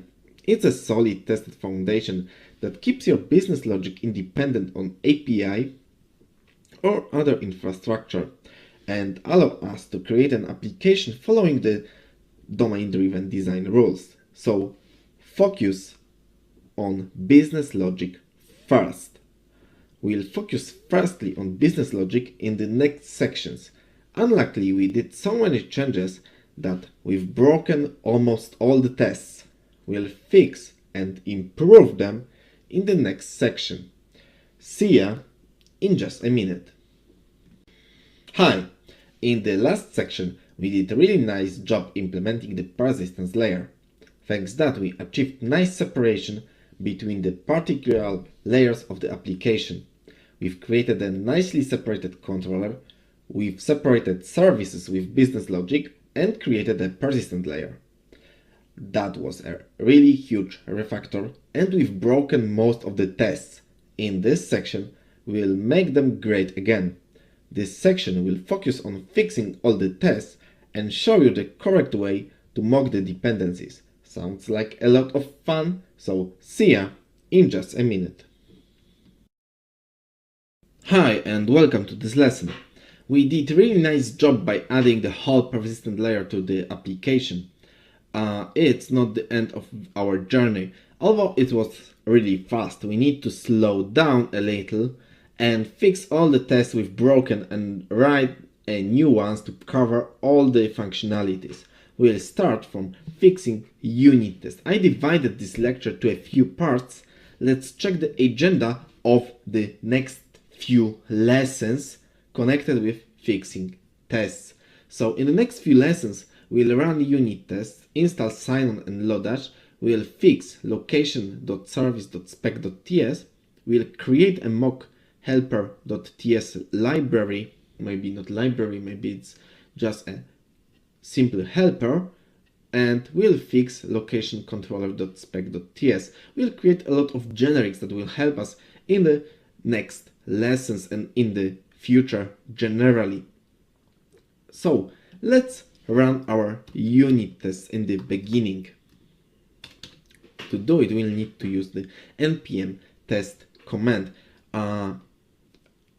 As you will see in just a moment, the tests of controller and service will not pass. Yeah, the tests are not passing. So let's check what's broken. Let's fix them. Let's start from location service.spec.ts. As you can see, we'll require an argument, and it's going to be location repository, and we need to somehow mock this library. To mock such library, we'll use the mocking library. To create one, we'll use sign-on. Additionally, we'll need lodash in this section, so please type npm install save sign-on and lodash at once, and it will install sign-on and lodash. We'll also need typings because both libraries have not included typings, and we'll need also to do the npm install command to install types for sign-on and types for lodash, but we'll need to do it in the development part. To do it, we'll need to create npm install. We'll need to type npm install save dev, and it's going to be types sign-on and types lodash. Yeah, we'll install needed typings, and we are going to fix that test. Yeah, I would love to create such lectures a little bit shorter than the last ones, because that was really huge. So I think that we'll finish our lessons for this moment. We'll have we've got the nice libraries installed, and see you in just a minute, and we'll fix this location service.spec.ts file. Thank you, and see ya in just a moment. Hi and welcome. We are continuing fixing our unit test, and we are going to fix location service.spec.ts. Let's start from declare what we'll need in before each section. And we are going to mock a repository because it's a unit test. We'll believe that a plain object is a repository. To do it, we'll need to create a mock repository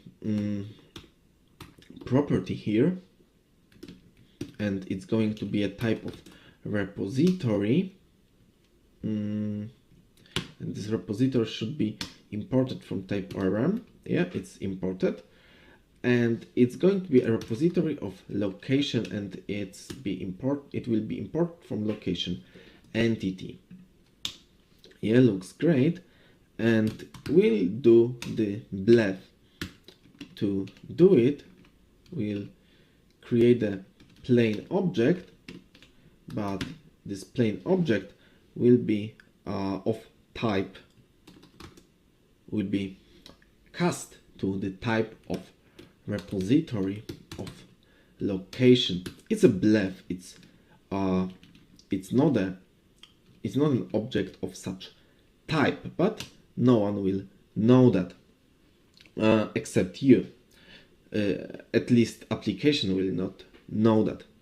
So then we'll assign the find function to such repository. To do it, we'll need to use object assign method to mock the find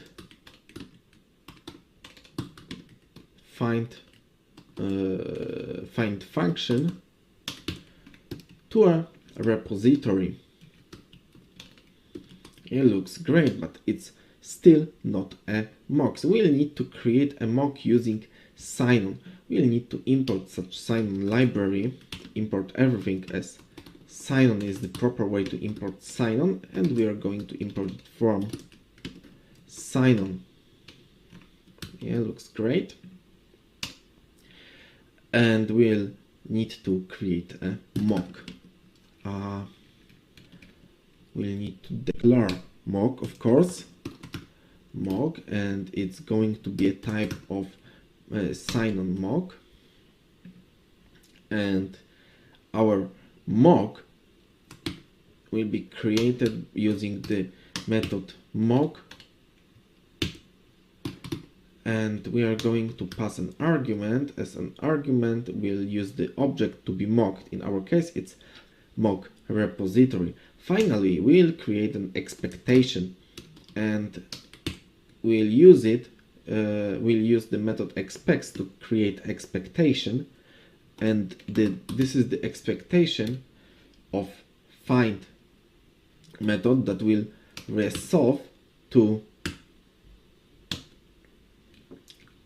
an array with locations.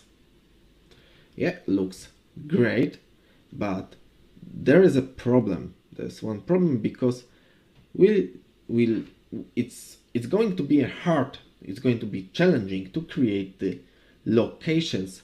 So let's at this moment just fix the location service by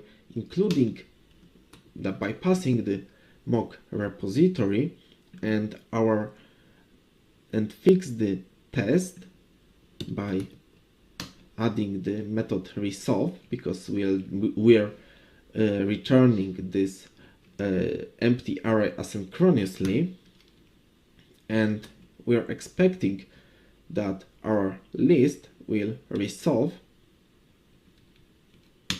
to that array eventually. Yeah, and that test should be partially fixed. It means the test should pass.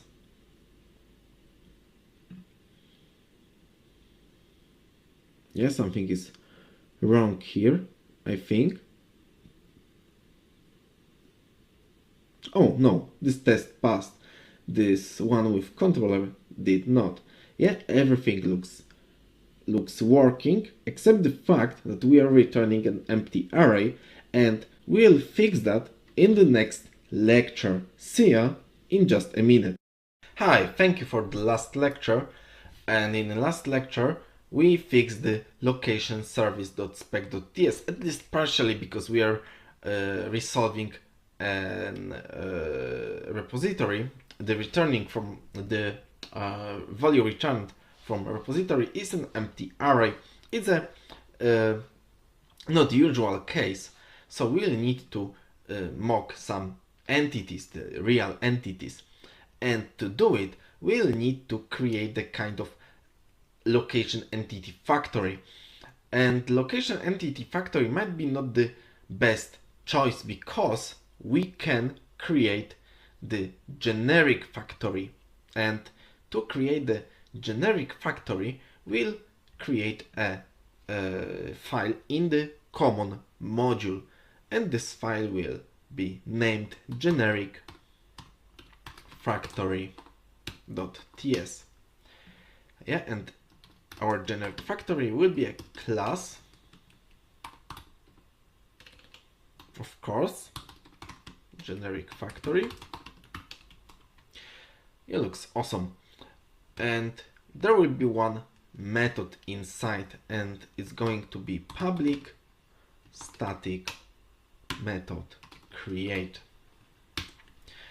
And we are going to create a method that will be a type of generic, maybe not generic, it's going to be just a type of the unknown constructor,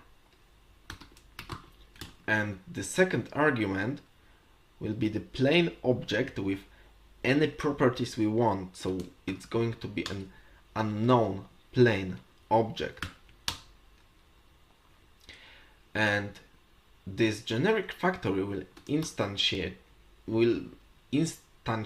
our class. To do it, we'll need to use instance. We'll need to use the constant instance that will be just the instantiate class. It's exactly what the factory can do, but we'll also assign the proper properties to our instance, and we'll use it, and we'll use the assign method of object to achieve it.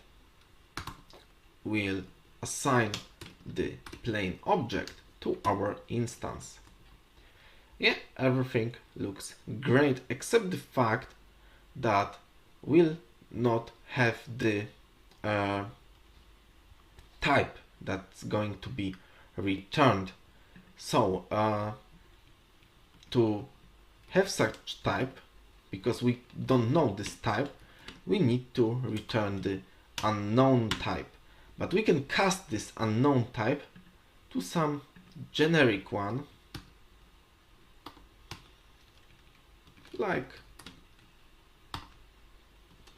T. And yeah, that's everything will need to be done, because we can't use this type. Yeah, it's not the proper typing in a TypeScript word. We cannot find, as you can see, class name. We need to use the generic property to cast these types from this one to something, something different. In that way we can cast the real class to an instance or the abstract class, so it's not a bad approach. Yeah, and I think this is the everything I wanted to do in this lecture, and we'll use this generic factory in our location service and the rest of the application in the next lessons. Thank you, and see ya in just a minute. Hi and welcome to this lecture. In the last lecture we created the generic factory. As you remember, we did it to create the real test here, to not return the empty array, and we just need to use it. It should be simple. Let's import the generic factory and create a new entity. we'll need to use the generic type. It's going to be location that we are importing from the location entity, and we'll need to pass also the constructor here. The second argument, as you remember, is a plain object, and in our case the plain object should have has two properties. It's going to be ID and it's going to be name. Name should be simple because the name is chosen by me, location 1. ID is a little bit more complicated because, as far as you remember, we used the UID to as our IDs, but we can simply generate the UID using the npm UID library. We will use this library using the node console. I typed node in the in our terminal, and we can just require the UID and use the method v4 to generate UID version 4.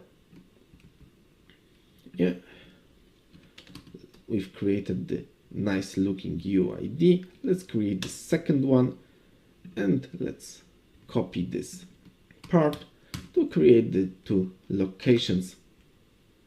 Should be quite easy and straightforward with our generic factory. Yeah, everything looks great. And as you can remember, we expect that the list method will return the empty array, but it's not the case. Let's check it.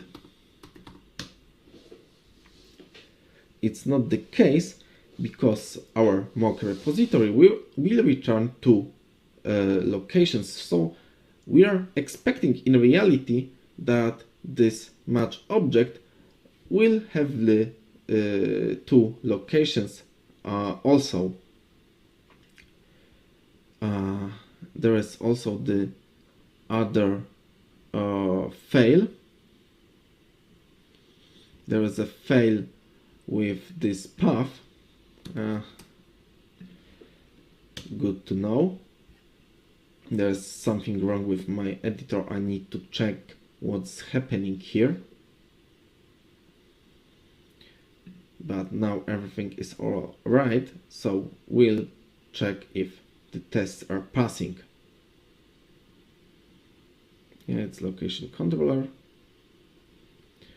And this test is not passing because we expect the empty array and we have the array with two locations. So let's just simply fix it, because we are not expecting our empty array, we are expecting the array with two locations. Yeah, exactly like this. Let's do the tests again, and the test should be fixed.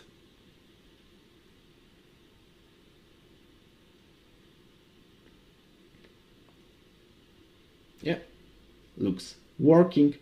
As you can see, the mock repository returns two locations and the service returns two locations also.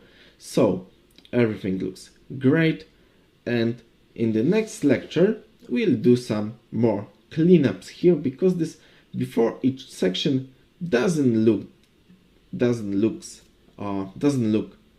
great. I think it might be more generic before each. I will show you this trick in the next lecture. Okay, in the last lecture we did the nice working location service.spec.ts. It's a nice test, but we did a lot of code that potentially could be moved to some other place because it looks quite generic. To achieve it, to make it generic, we'll need to create the kind of helper. In our case, it's going to be mockhelper.ts, and we are going to create a class, export class mockhelper. Yeah, and this mock helper will do the two things. Will mock the we will mock the classes, so it's going to be a generic method mock. Yeah, with some arguments, and this mock helper will bluff. So we are going to just bluff that some object is a type of generic, and we'll pass the plain unknown object as an argument, and we'll just return this plain object as not unknown but as generic. Yeah, this method looks implemented nicely. So let's create a bluff with some mapped values. So let's create a bluff. As you remember, we've created some kind of bluff also here. It's a kind of bluff, and we are going to use this static method bluff, and we'll pass this generic type, and we are going to somehow create an object that might be a proto-bluff. To do it, we'll map the values of the object that will be passed here, and we'll pass here an object with key being a string, but the volume being something that I called an action. We'll not import this action because our action will be in fact one of 4 simple cases. We are going to create the 4 interfaces because our mock can resolve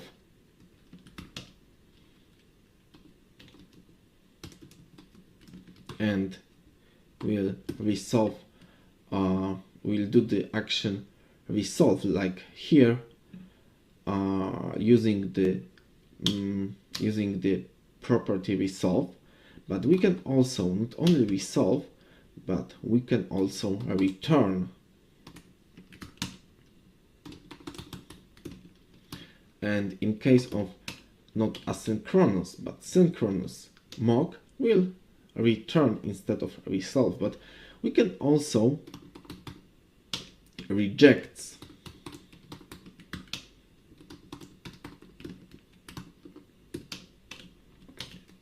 Yeah, and in a synchronous word we will throw.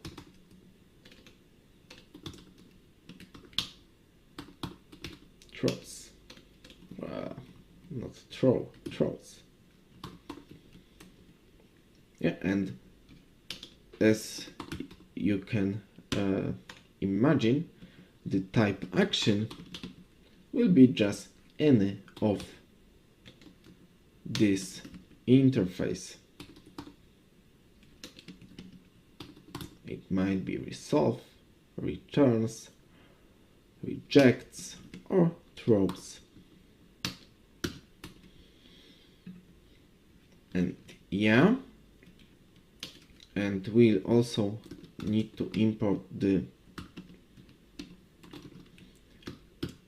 map values from Lodash, because as far as you remember, we'll create an object to be bluffed, and this object should have similar method created as the real object. So we'll need to map the mocks, we'll map values of mocks, to a functions.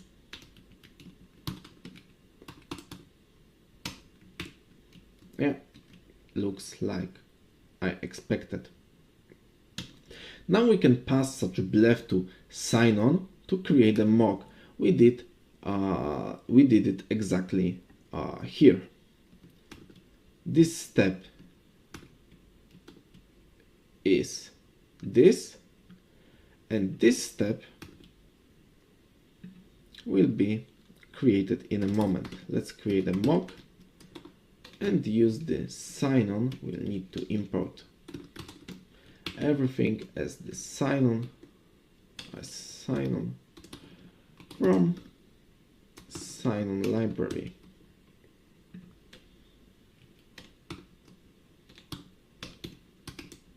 Sign on mock, and we'll mock our blef.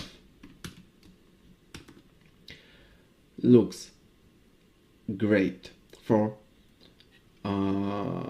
every key that we will find in this mocks section, for every key, we'll need to create an expectation.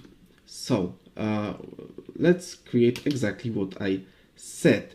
Let's create a loop for every key of that step here. So of the keys of mocks, we should define the expectation. So in our case, it's going to be expectation,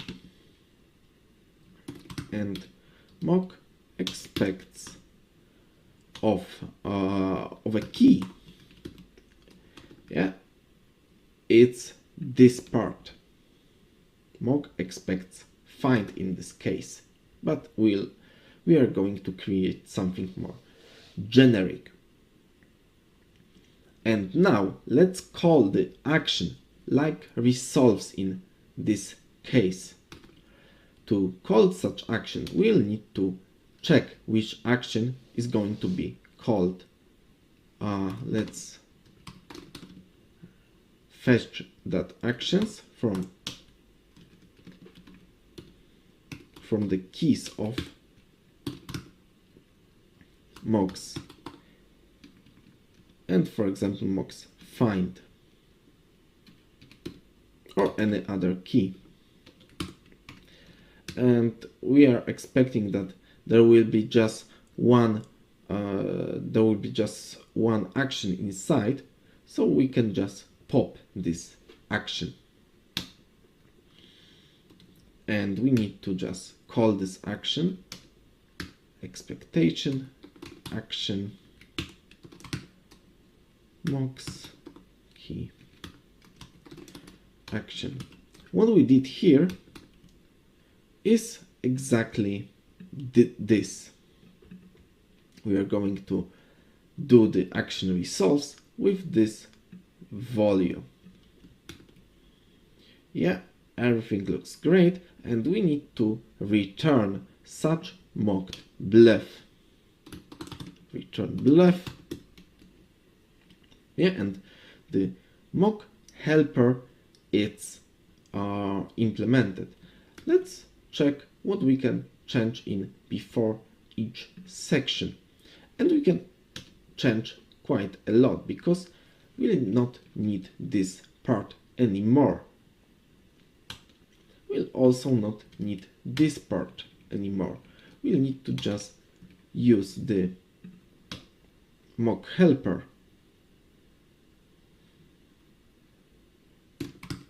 and we will return the blef. So in our case it's going to be mock repository, and we'll need to use it from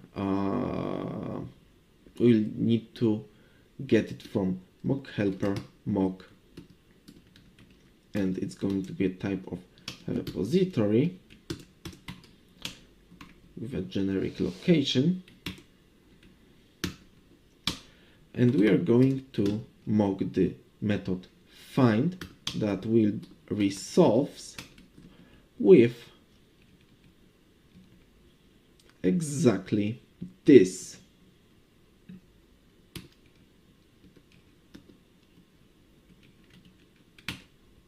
Yeah, and as you can see,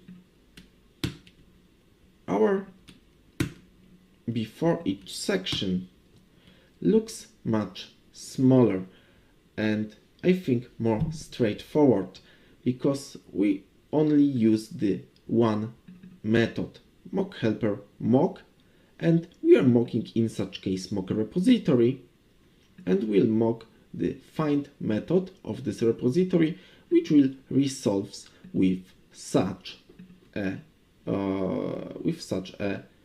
value.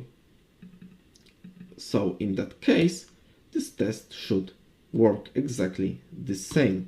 Let's test it with npm test.